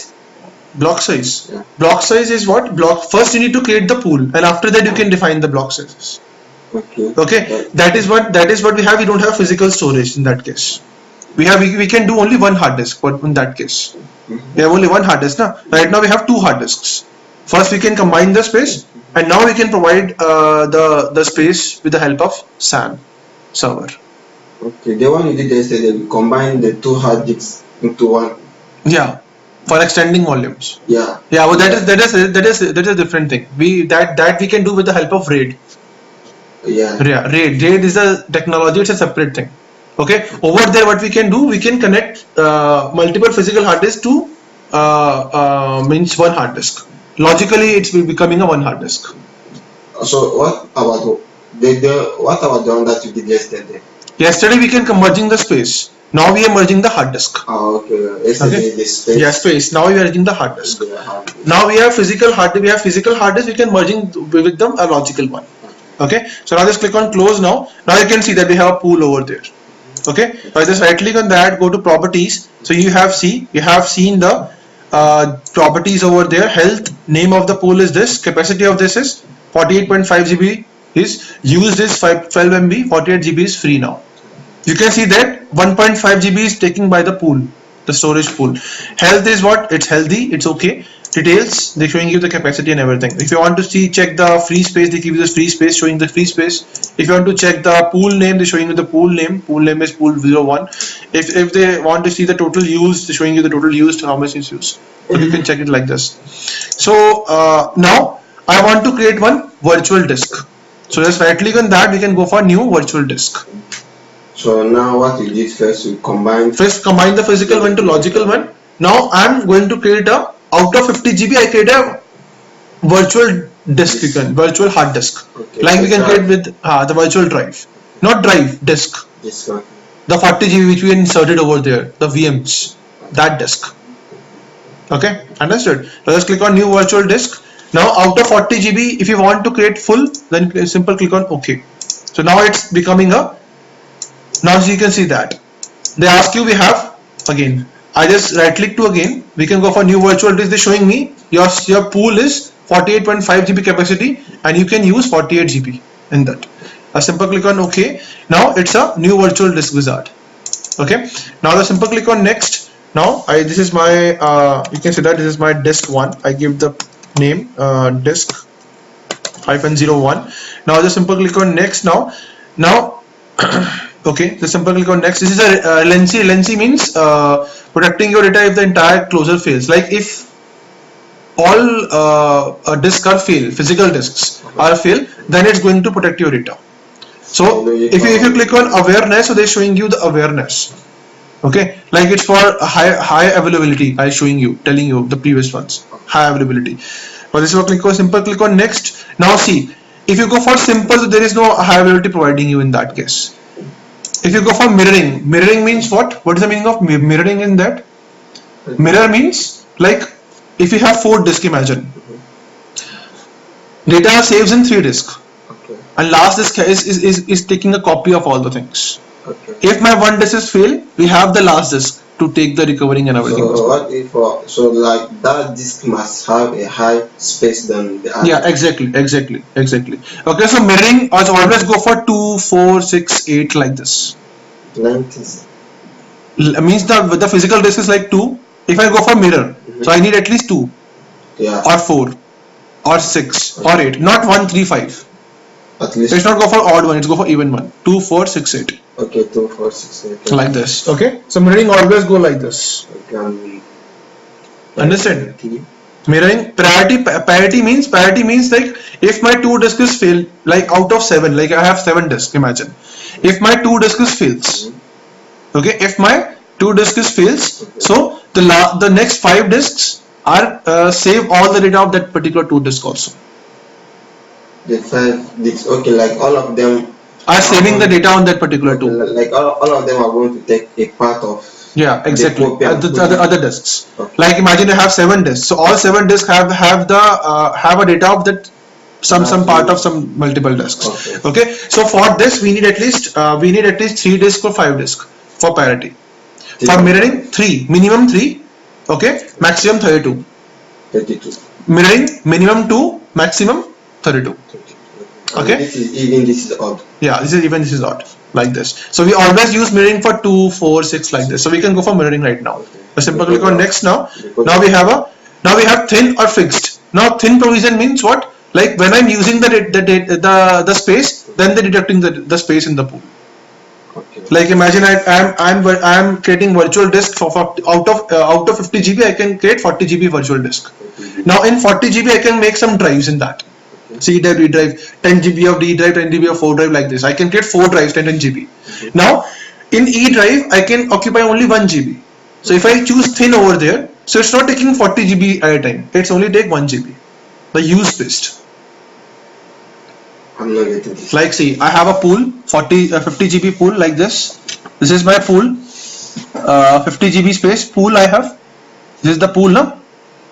This is the pool. Okay. Now in the pool, I can creating virtual disk. The space of virtual disk is 40 GB. So out of 50 GB, I can use 40 GB virtual space. Now in this 40 GB, I can create 3-4 drives. You can see that. Okay. E drive. Sorry, starts with D, E, F and G. Every drive has how much space? 10 GB space. Like this. Okay. So if I choose over there thin, so what happens? It's now deducting 40 GB in storage pool at a same time. Like imagine in this E drive in 10 GB, I can save one file 1 GB. So it's deducting only 1 GB. It's not deducting on full 40 GB at a single time. What space I use? It minus the space in the pool. Okay. Okay. Not from here. Yeah, from pool. Like if I'm going for fixed size, if I click on fixed. So if I click on fixed, at the same time you're not able to use or not. It doesn't matter. It's deducting that 40 GB. Like on the pool. You use the thin. Yeah. Like if you use 1 GB, it will take it from here. Yeah, means it detecting only 1 GB. It's not detecting 40 GB full. Like you can see that. See the read this. The volume use space from the storage pool as needed up to the volume size. So when the space is deducted, when I'm using the space, Okay. that time they deducting this. They deducting the So what space. if I go like the file is heavier than 10 gigabyte? It will go and take from here. Yeah, exactly. This is Exactly. the thin one. Yeah, this is a thin one. If I go for fixed one, Mhm. fixed one means if I'm taking 40 GB space, it doesn't matter you can use or not. Deducting that 40 GB space And it will immediately, then- immediately on on the pool. Okay, just ignore this one. Ignore this. Just use this. Just understand this only. Okay, if I'm using thin over there, so it means what? If I'm using thin, I'm using 40 GB space over there. Okay, understood? that time you are taking it out of this 40 GB. Yeah. So yeah, I just ignore this. Just understand this that out of 50 GB I can use 40 GB for virtual disk. Okay. That time I'm using thin provision. Thin provision means it's not deducting 40 GB immediately. When I use this 40 GB, then they deducting when I'm going to use. Like out of 40 GB I can use 20 GB. So it deducting 20 GB to 50 GB. If I'm using fixed over there instead of thin, fixed means out of 50 GB, 40 GB simultaneously at same time is deducted whether you are using or not. It doesn't matter. Okay, understood? Like in your drives, like imagine in your E drive, you have 50 GB of E drive. Okay, when you create E drive 50 GB, when you're going to save data, it's slowly showing you that you can use out of 50, you can use 10 GB, you can use 20 GB, you can use 30 GB. Okay, like that is known as thin provision. When I use the space, they are deducting the space to the main storage. Okay. If I'm not in fixed, what happens? I'm not using the space. I'm just creating the space only. I'm not using it. But Okay, they give it but still they are deducting the things. Okay. It doesn't matter your use or not. Okay, so that is what we have a thin or fixed provisions. Okay, so we always use thin provision. Why? Because I'm not like that I'm not using the space and still it's deducting the things continuously. Okay, so we always use thin provision, that when I'm using the space, whatever space I can use, it detect the main storage. Okay, now you can specify the space. Here it is, you can see specify the space, what space you want to give out of 48.5 GB. How much space you want to give for virtual disk? You have it. You have 48.5 now. 48. See, and if I go for previous one, okay, I just close this again and I create a virtual disk again. You can see that I have 48.5 is a capacity and free one is 48 GB. Okay, my pool size is 50 GB, but it's showing me a 40 GB, 48.5 GB. Okay. Okay. Okay, understood. Fine. Now if I click on OK, now they're asking me, okay, you want to create a virtual disk. Okay, then simple click on next again. Then they give the disk name. Then we can use mirror. Okay, because we're using two disks. Then go for thin one.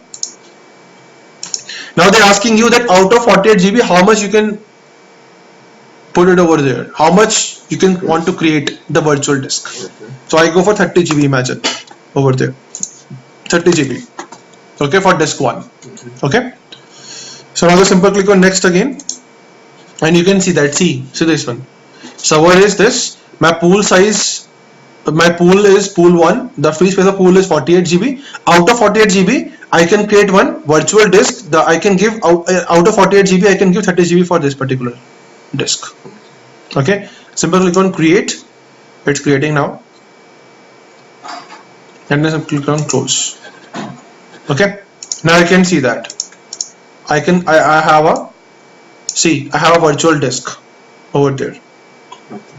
Okay, if I go to property, so you can see that we have all the things over there. The capacity of this disk is 30 GB.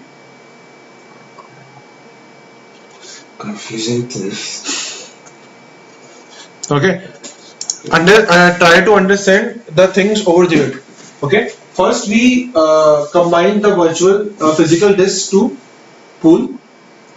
Okay, We combine the physical disk into a into the logical pool, one. into a logical one with the help of pool storage pools. Okay. So what we do, we can create one pool. I can add all my disks in that, okay, and create a virtual disk. Okay.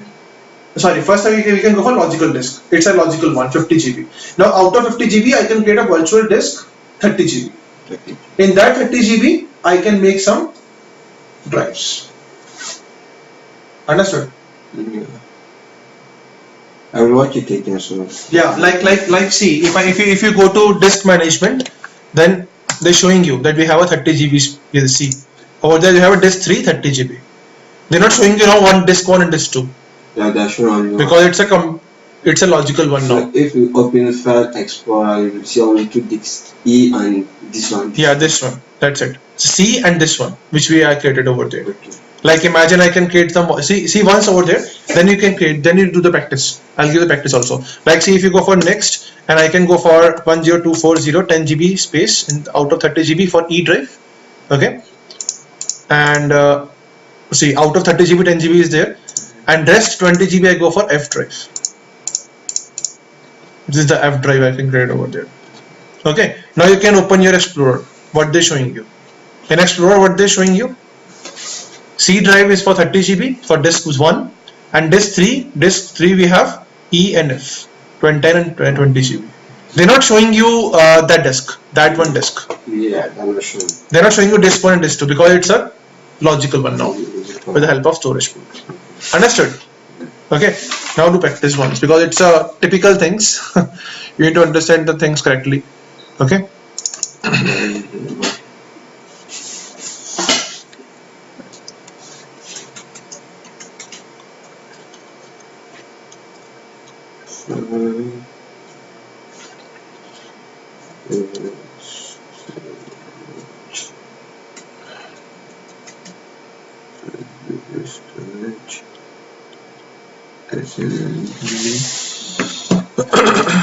And just pause video once to practice and then we're going to start.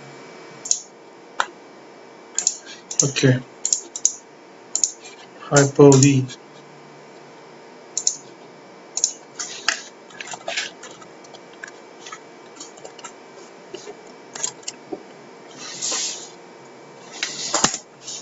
V for virtualization.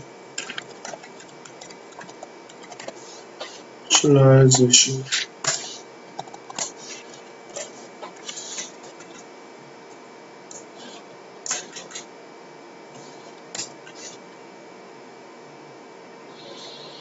Let's start now. Let's start. Yes. Okay. So you want to switch off? Just wait once.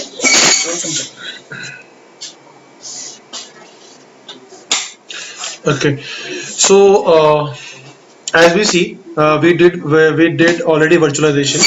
Okay, with the help of VMware Workstation. Now it's a Microsoft default software or role, you can say that.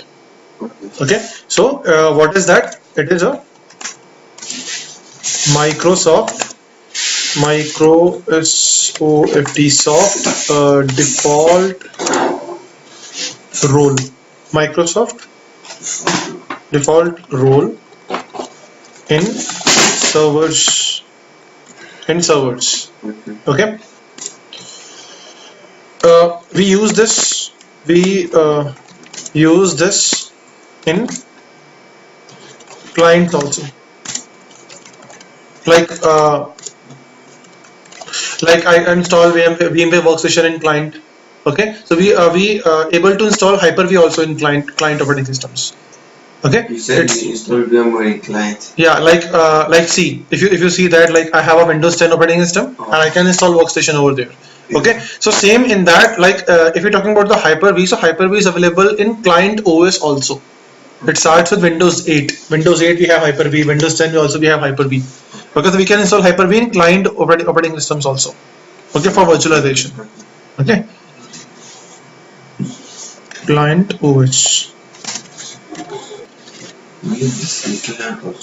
Client also. Client is client OS also.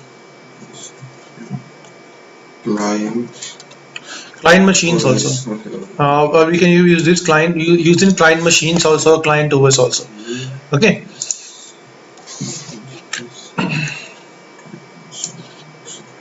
Okay.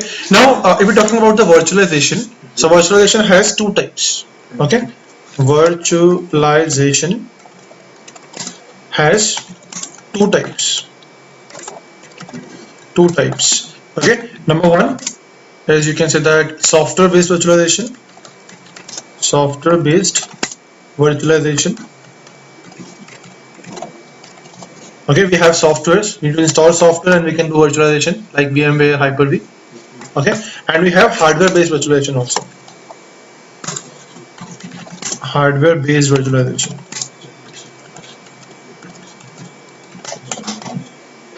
Okay, so software-based means what we need for software. If you're talking about the software, so we need one physical hardware. I can install OS and then we can install software.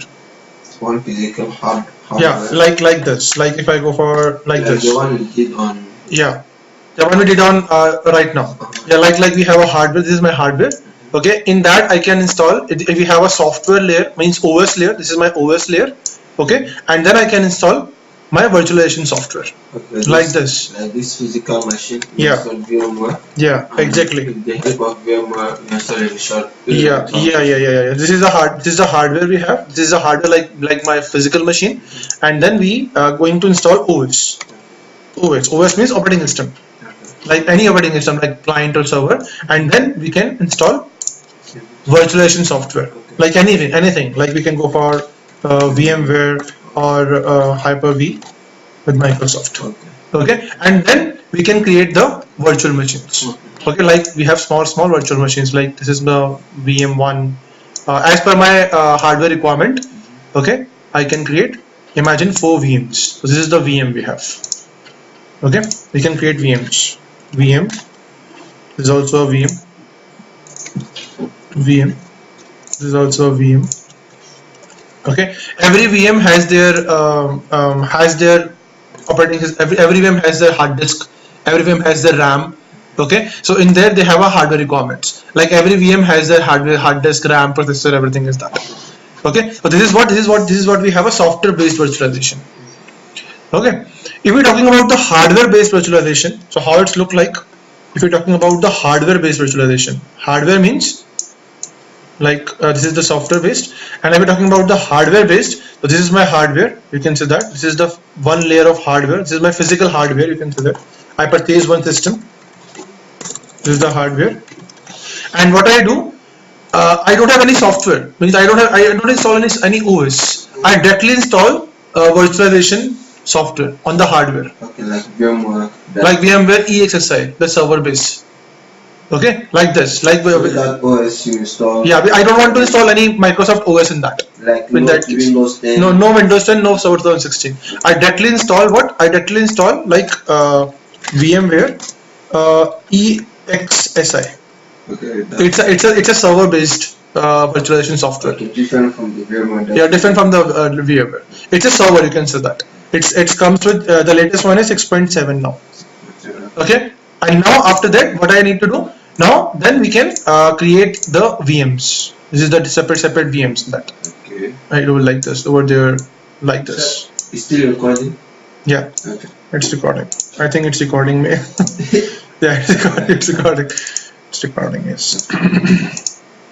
Yeah. So this is the VM I can create over there. Okay. This is the VM I can create over there.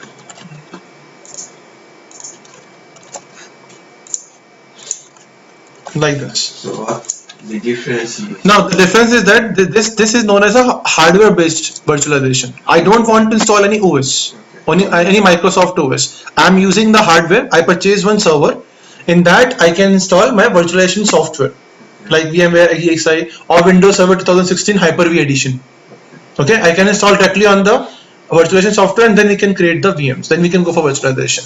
So we have two things. Understood? This is the software based and we have a hardware based. Okay, now apart from that, what we need to do, apart from that, we have one concept is known as nested virtualization. which I already told you yesterday. Okay. Virtualization. Nested virtualization means what? Okay. When I'm doing, Let me think about it. yeah, let you think once. Yeah, let you think once. Nested virtualization. On the, I think on the first class I told you. In what's in the second class, what's new in Server 2016? Over there we can discuss nested virtualization. I'm not getting it. Change the I just the copy. Just turn the page. What's new in Server 2016? Okay. Yesterday first topic. Yesterday class first topic. What's new in Server 2016? so Over there I nested have to have virtualization. virtualization, entire virtualization. Virtualization and virtualization, Yeah. like nested virtualization. So what we need to do now? Like Now, the same, like the PC that I'm using here. I can still have like another PC inside that same PC. exactly. Now what I need to do? Now we have two ways to do virtualization. Either I can use hardware-based virtualization. What I need to do? I have a hardware. Okay, I can install directly 2016 Server 2016 Hyper-V edition, and I can go for VMs. Now I want to install Hyper-V. So I have two conditions now. Either I can use Hyper-V 2016 edition. Okay, we have edition over there. The edition name is Server 2016 Hyper-V. Okay, what I need to do? I need a physical machine, and I can install Server 2016 Hyper-V edition on that. Okay. And then we can go for Hyper-V. We can, with the help of Hyper-V, we can install, we can create virtual machines. This is the one condition. Now in our condition, what we have? In our condition, we have these things. We have, this is my PC. You can say that this is my PC. In that, I can already install Windows 10, right? Now in Windows 10, what I have in this PC, I already installed Windows 10, and in Windows 10 I can install what software? VMware Workstation. Okay, 12. Okay, I already installed. And now what I need to do, with the help of this VMware Workstation, I can create one VM already. Okay, my VM virtual machine, the machine name is server-01, and I can install 2016 server in that. Right? We already did this. Okay, we already did this. Now what I want to do, I want to install Hyper-V in this VM. Okay. So I told you yesterday that we have two Hyper-Vs. One we are already using VMware Workstation, and another one we are using Hyper-V. Okay, so what I need to do in this VM, I need to install what? I need to install Hyper-V. Hyper-V. Okay, I need to install Hyper-V, and after that, after installing Hyper-V, I need to create another VM. Okay, VM 01 again. So instead of VMware Workstation, I can use Hyper-V if you want. Yeah. Okay. Now this is the condition we have. Okay. This is the one condition we need to go. Second condition is nested virtualization. Right? Next step is hypervisor. Hyper-V. Hypervisor is the one. Okay. VMware Workstation is a one hypervisor, and Hyper-V is a second hypervisor. Okay, so Microsoft, by default, Microsoft allows you that you are able to install at a time only one hypervisor. At that time, you're not able to install both the hypervisor at the same time. Microsoft not recommend you this, or means Microsoft not allow you this. Not recommend, it's not allowing you. Okay, so this is the one condition I need to go. Or second condition, what I need to do? Second condition is, what I need to do, I remove this VMware Workstation and I directly install Hyper-V on my Windows 10. Okay, Microsoft doesn't recommend us to do like this. Yeah, this is for if I need to do this, I need to enable nested virtualization. Okay. If I don't want to use nested virtualization, so what I need to do, I need to remove this VMware Workstation and directly I need to install Hyper-V on Windows 10. Okay. Understood? Okay, so we have two conditions now. Now we have already have this condition. So where I need to install nested virtualization? Over there. Over there. On this VM, I need to enable first nested virtualization. If I am not enable nested virtualization on this VM, so I am not able to install Hyper-V. Okay. So can't I use VMware over there also to get another machine with you? Yeah, you can go for that. Okay. Okay, now let's see. Now first I try to install Hyper-V. Let's see what they ask me. Okay, so I am just going to my server 2016. Okay, and this, and remember one thing, if you go for Hyper-V, so means that this machine is becoming a physical now. Yes. Okay, so I need at least 4 GB RAM for this. Okay, so I just first power up this machine. I increasing my RAM first. Okay, because if I trying to increase the RAM on running condition, it's increasing but it's not working properly. So I need to first power off this machine. Okay, so I just go for power off this machine first. So I just switch off my server, shut down my server.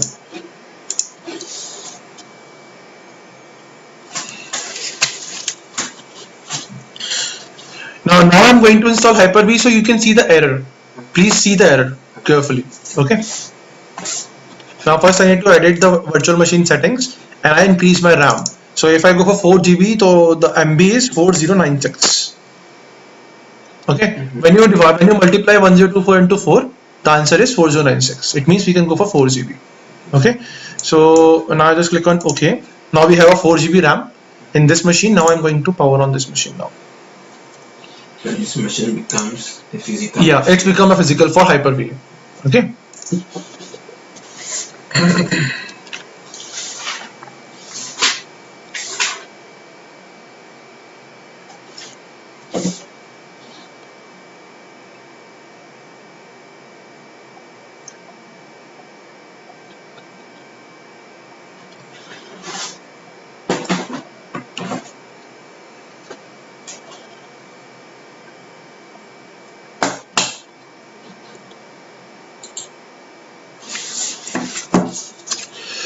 Okay, let them restart once.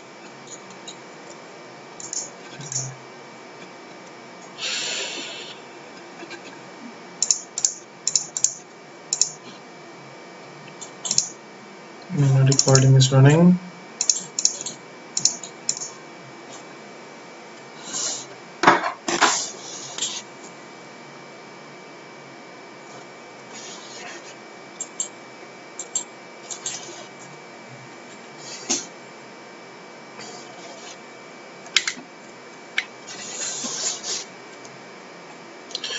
Okay, now my machine is power on.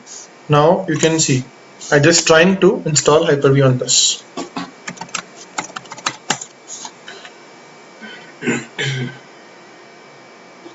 You know administrator? What is the use of administrator over there? Like to have full control. Yeah, administrator is a by default user. When we install, someone is asking you to tell them when we install server edition or when we install server OS, administrator user is automatically created and it has full control. So what we can do, we need to configure anything in the server. Once we need to log in once administrator. Okay, so it's a user. So it's okay. Now we can go for start, and then I'm going to server manager. Hyper-V is a role in 16 servers. It's a role.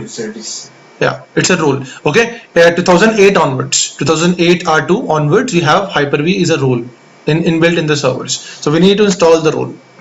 Okay, like we install iSCSI, ISNS, same way I can install Hyper-V. Okay, so I go for server manager.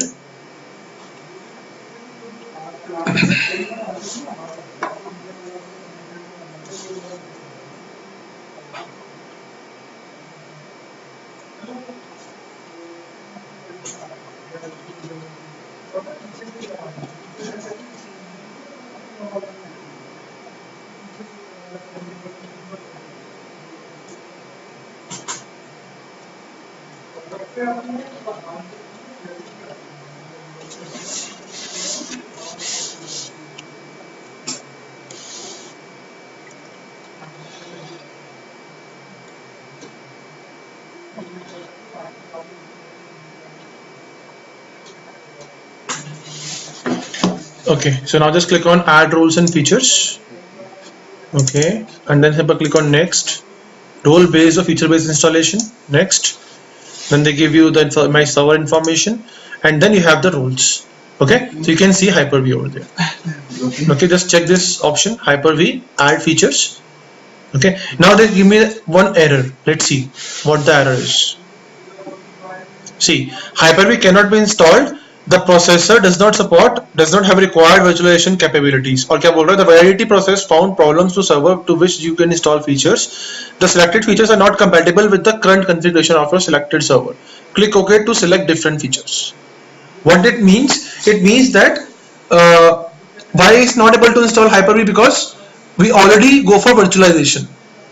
So if I want to install Hyper-V on this particular VM, I need to enable first nested virtualization because I'm going to virtualization in virtualization, right? Okay, so what I need to do first, I need to enable virtualization on this particular VM. For this, again I need to shut down my VM. Okay, so first I need to shut down this VM. I go to start and shut down. Now see how we can means enable nested virtualization on VMware. Okay, Nested. nested. Nested. Nested. Now you can see that we have this. Now I just click on edit virtual settings again. Okay, and we have you seen this option tab? Just click on options. Okay, and over there in the version you can use Hyper-V unsupported. You just choose this Hyper-V unsupported. Again I showing you. It's look like this when you click on edit. Okay, I just close the again. Now I again just choose edit virtualization settings. Then we can choose options tab. In the options tab we can choose in the version we can choose Hyper-V unsupported. So you're basically installing nested on this Particular VM. Yes, I am enabling nested virtualization on this particular VM. So I just Hyper-V unsupported. For enabling this virtualization I need to choose this version. In the options, journal, click on journal and then we have the option versions. In version we can choose this. Okay, and then click on OK on the down. Now power on the machine again, and now this time again trying to install Hyper-V. Okay, if you're not enabled properly, so sometimes your operating system is corrupted. So I have to restore it back again. If you have a system restore point, then you can make it. If you don't have, then you're not able to. Then you need to reinstall the OS again. Okay. Okay. So be careful when you enable this. Okay. Before enable, I have to check if nested is enabled. Yeah. On the VMware. Yeah. And then check the RAM also if it has the good RAM. Yeah. Okay.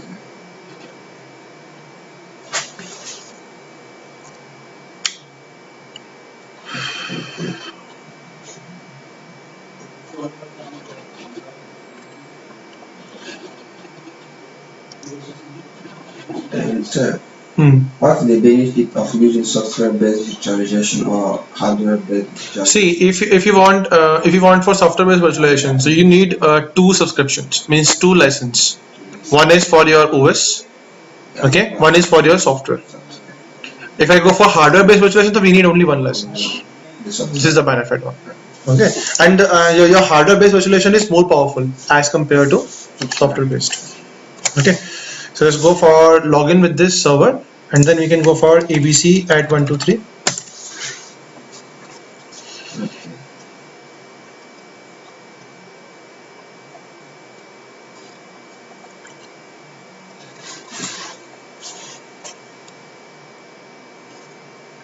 Okay, now my server one is restart again. This VM is restart again. Now I'm going to install VMware Hyper-V again. Okay, I'm trying to install. So go to server manager, open it, and then trying to install Hyper-V again now. But now let's see whether they're showing me any error or not this time.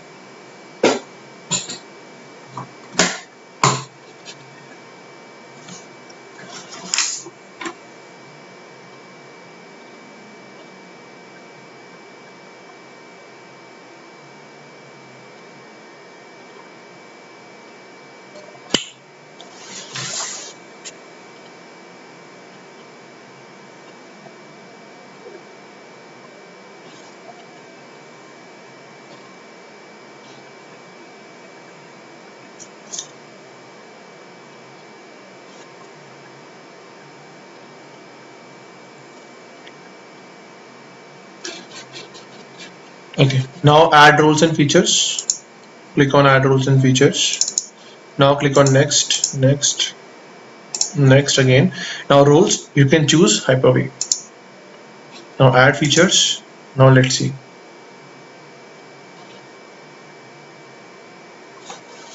See, this time they're not giving any error. Absolutely. Understood? Fine. Now just simple click on next. Okay. Now I don't want to do any features. Just skip this. I don't want any features. This is the Hyper-V. So they give you only overview. Hyper-V allows you to virtualize your server workloads by running those workloads on virtual machines. Okay. Simple click on next now. Now this is the LAN physical LAN card. This is my physical LAN card. Okay. So yeah, for my physical machine. Okay, or for my virtual machine. This is the LAN card they're using. Yeah, so now this machine is becoming a virtual physical one, so he's taking this LAN card to a virtual one now. Okay, now select. no, you don't want to select, we just showing you we have only one LAN card. If you have multiple LAN adapters, then you can select one by one. So by default it's only one, so it's automatically released. Okay. Now just simple click on next now. Now this is what we have a live migration. So when we do clustering and all, then I show telling you what is migrations. Okay, we can migrate the virtual machines also. Like we have two virtual Hyper-V host, Hyper-V physical machines. Now in Hyper-V one machine, I have two VMs. Okay, I have Hyper-V 2 machine also. Now I want that in Hyper-V 1 machine, VM1 I need to migrate to Hyper-V 2 machine.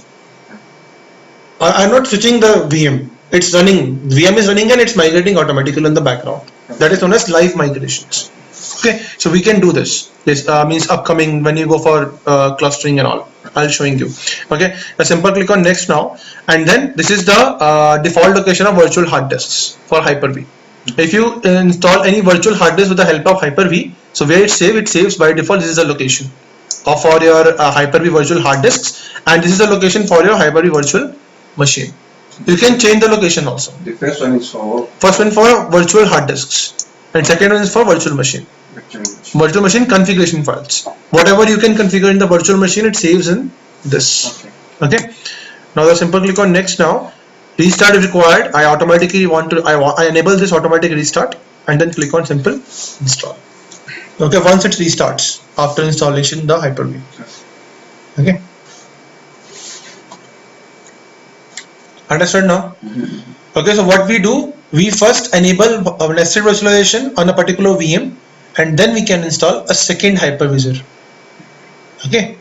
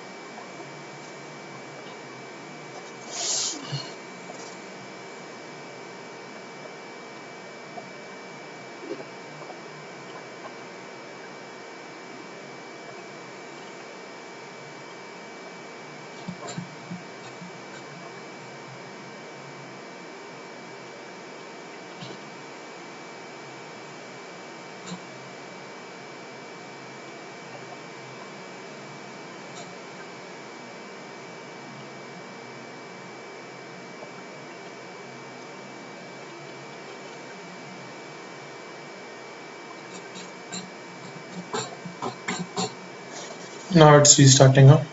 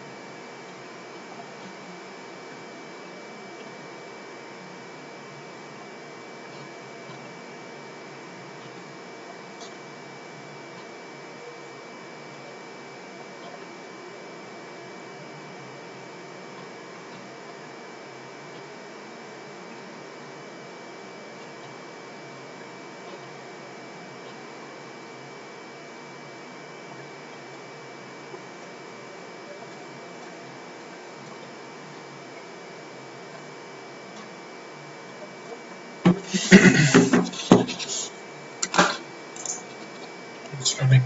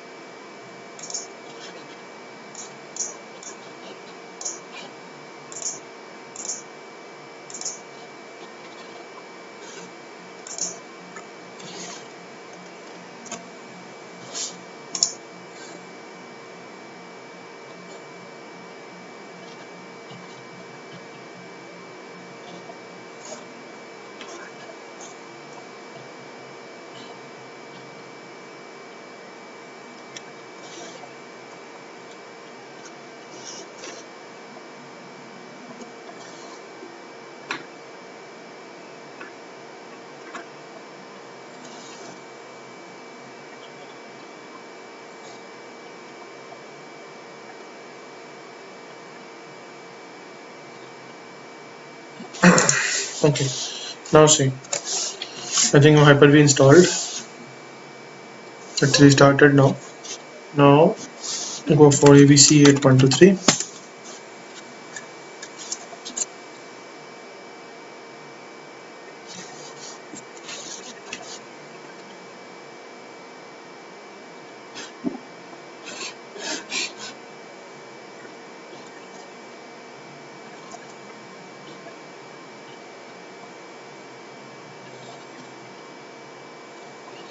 Okay, so now you can see that now we have now I'm going to create virtual machines now. Okay, see here now. So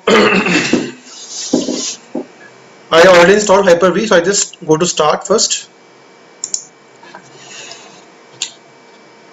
and over there we can find in Windows Administrative Tools we found Hyper-V Manager. Okay, just click on Hyper-V Manager.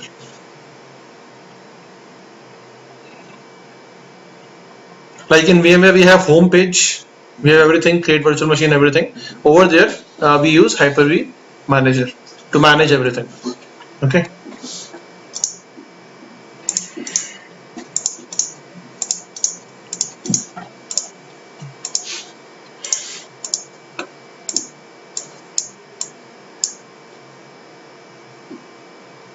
Okay, this is the Hyper-V Server Manager we have. Okay, this is what we have, Hyper-V Manager, and you can see that it's automatically added server 1. This is my server 1. which I am working over there. This is Okay. this is basically a physical device, right? Which one? Server one. This means the physical my machine name is server one, na? Where I can install Hyper-V. So it's automatically taken server one over there. Okay. Now I want to create virtual machine. Just right click on that. We have the option new and we have virtual machine. You can create if you want to create virtual hard disk, you can create virtual hard disk also. If you want to create virtual floppy drive, you can go virtual disk floppy disk also. So you can go for What is floppy disk? floppy disk is a floppy is very is a storage type, you can say that. Like we have a CD DVDs recently. Previously we have floppy. Okay, floppy. It's the space of this is 1.44 MB only. Okay, it's very old technology. Go for virtual machine, and you can see that. See, this is the new virtual machine wizard. Okay, now just simple click on next. We need to give the name of the virtual machine over there. So I give over there VM-01. Now they're asking you to store. Now if I am not choosing this, it taking by default C program data, Microsoft Windows Hyper-V. This is the current location to store virtual machine now. If you want to change the location, you can change the location as well. Okay, so I just change the location once. I go for C drive, and over there I can create one folder. Folder name is VM. Okay, over there I can save the virtual machines. Okay, so I just go for browse. In this PC, we can go C. In C VM. This is the selected folder I want to save. Simple click on next. Then they have the option generation 1 and generation 2. Okay, now what is that generation? If you want to okay, if you want to install OS with ISO or USB drives, then we can choose generation 1. Okay, if you want to install OS with the help of network, like through DHCP or through LAN card, you can say that time we can use generation 2. Okay, so right now I'm using generation 1 because I want to install OS with the help of ISO or something. Simple click on next now. Okay, now you need to give the RAM. So total I have 4 GB of RAM. So you can give any RAM, means according to your system. So I have give 1 GB only. In this we have a very cool feature. The cool name is dynamic memory for this virtual machine. Now what is the meaning of dynamic? Means like imagine my VM only need 512 MB RAM, but I already give him 1 GB. So it takes only 512 MB RAM. It not take full memory. So you can always use this feature. It's a very cool feature. It's automatically release there means extra RAMs. Okay, a simple click on next now. Now this is for networking. We can learn later networking also. Simple click on next now. Now this is the virtual hard disk. Now you can see that it automatically takes the space of 127 GB. Okay, so by default the location of this is the extension is VHDX. I told you previously also. Okay, VMDK is the VMware, and for Hyper-V we can go for VHDX. Okay, so the location of the hard disk is by default CVM VM1. This is this. Okay, and I need to change that size because it's very big. I go for 10 GB only. Okay, and then simply click on next. Okay, if you want to install OS right now, you can go for install OS, and then you can give the ISO. Or if you want to install OS later, then you can go for later. Simply click on next now, and then finish. Now you can see that it's creating a virtual machine. See, this is the virtual machine I have. Okay, now you just go to right click and go to properties, and it's showing you everything. Like if you go for settings, and then we have the same thing. See, memory, we have memory 4 GB if you want to 1 MB, sorry 1 GB if you want to increase it, you can increase it. Okay, we have hard disk. My hard disk location is this. If you want to edit the location, you can edit the location also. Okay, you want to place DVD, you can go for this DVD and go for image and go to browse. You can go give the image and install the OS like this. Okay, understood. Okay, so these are the settings we have, and after that this is very in that we have very cool. Now I want to start this VM now. Okay, but there is no console over there. Like in VMware we have a console option. Okay, over there we have the option is connect. If I click on connect, they give me the VM console. See, this is a VM console.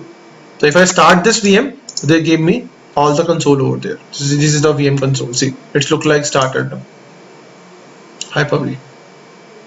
like how VMware started the VM, like it's same how Hyper-V started the VM. Okay, because there is nothing in that, so that's why it's going for failure boot option and all. Okay, so right now I'm turn off this. You have the option shutdown, you have the option save, you have the option turn off. Okay, just click on turn off over there, turn off the VM. You will understand these things now. Okay, now what I need to tell you more is this is a very cool feature is known as checkpoint. Okay, we understand, correct? We understand settings. This is a start option. If you want to start the VM, just click on start. Okay, we have the option checkpoint. Checkpoint means it's a system restore point. System. Restore point, like rollback voice, which I yesterday we were talking about rollback now. But this is what the rollback is. Like imagine I install OS and I take the checkpoint over there. Like what happens after means today I install the OS and I get the checkpoint point over there. Tomorrow I can install any operating OS. Imagine tomorrow I can install any application, and after that what happens? My VM is crashed. Okay, or my VM is not working that time. So what I do with the help of checkpoint, I can roll back to the last working machine date. Okay, understand this? Yeah. Okay, now we have move option also. If you want to move this VM to some other location, you can go for move also. From other location. Other location for other machine, like migration and something, all this. Okay, like from Windows, like from this server to another server, or this server, this drive to another drive. Okay. You can say that. Like we need to export also. The same thing, export also. We have renamed the machine also. If you want to rename the machine, delete the machine also. If you want to delete the machine. Okay, this is the functions we have. Okay, now for networking we have something like virtual switch manager. Okay. Like we have a virtual switch, you can say that. Okay. If I want to connect two VMs, okay, so we need to first create a switch, virtual switch, to connect two or more than two VMs. Yeah. Okay, so now if you're talking about the VM, so we have three types of switch over there: private, internal, external. Private means, like this private means we can connect two VMs, means two or more than two VMs only. We're not able to connect other things, only VMs. Okay, now if I choose internal means my VM is connected with my physical machine. VMware. No, not VMware. Now imagine like this.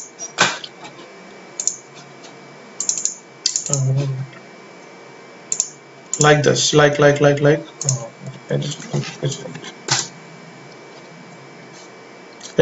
And imagine that this, now that VM is my physical machine, na? Yeah. Okay, so it's behaving like a physical machine. Yeah. So like imagine that this is my physical machine. Okay, this is my physical machine. This is server 01.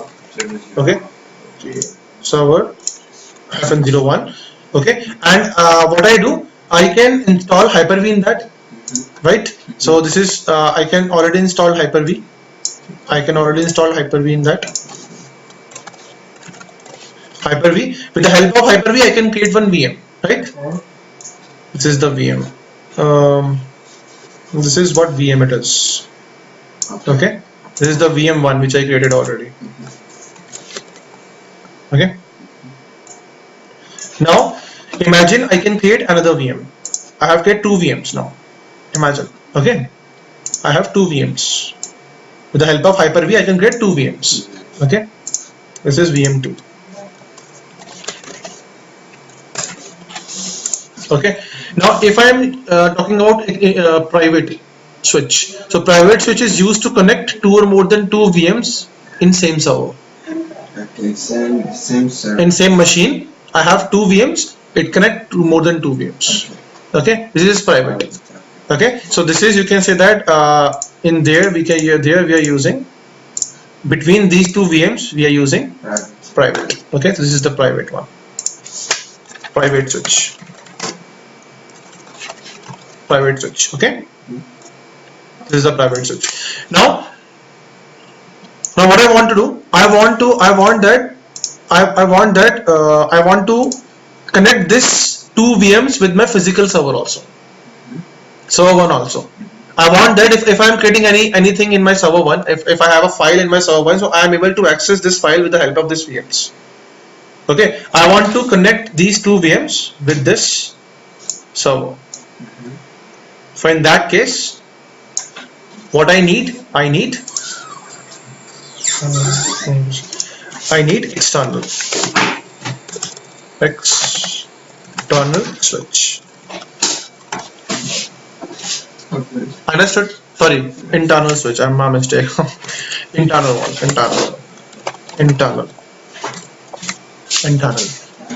Understood now?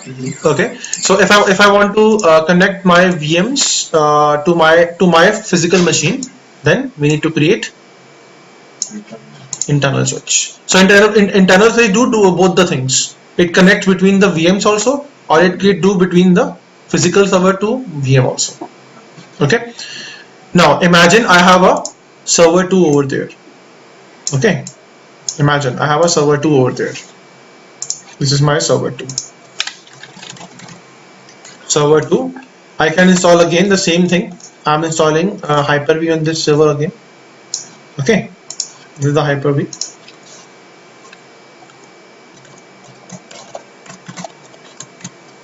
And with the help of Hyper-V, again I'm creating two VMs over there.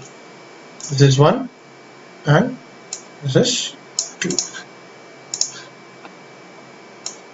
So this is VM1 and VM. Okay, you can call it's VM3 or VM4. Okay.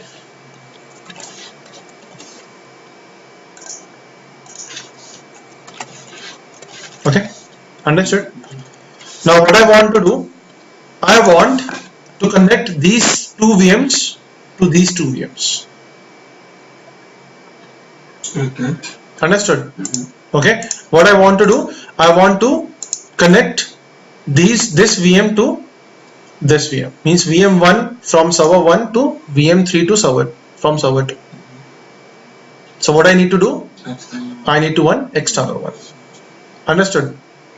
Okay, this is what we need to go for, external one. Over there we can use external one. External.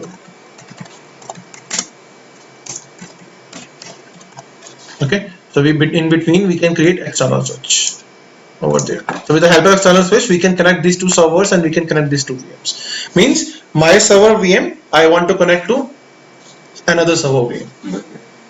Okay, this server is also known as Hyper-V host.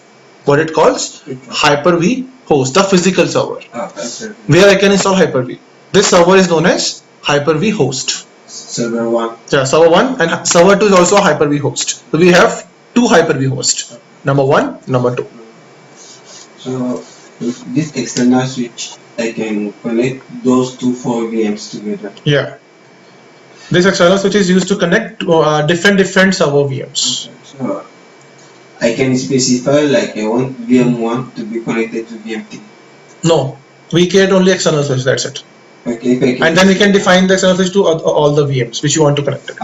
Like these like my external switch name is, imagine over there is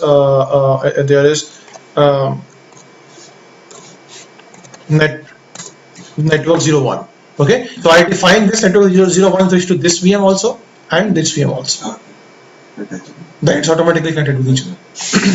What's the main goal of doing this virtualization inside virtualization?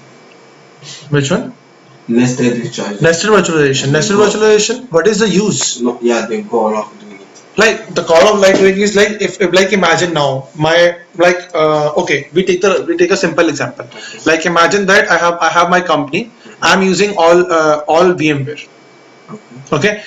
In my company, I'm using VMware Workstation. I have 10 VMs.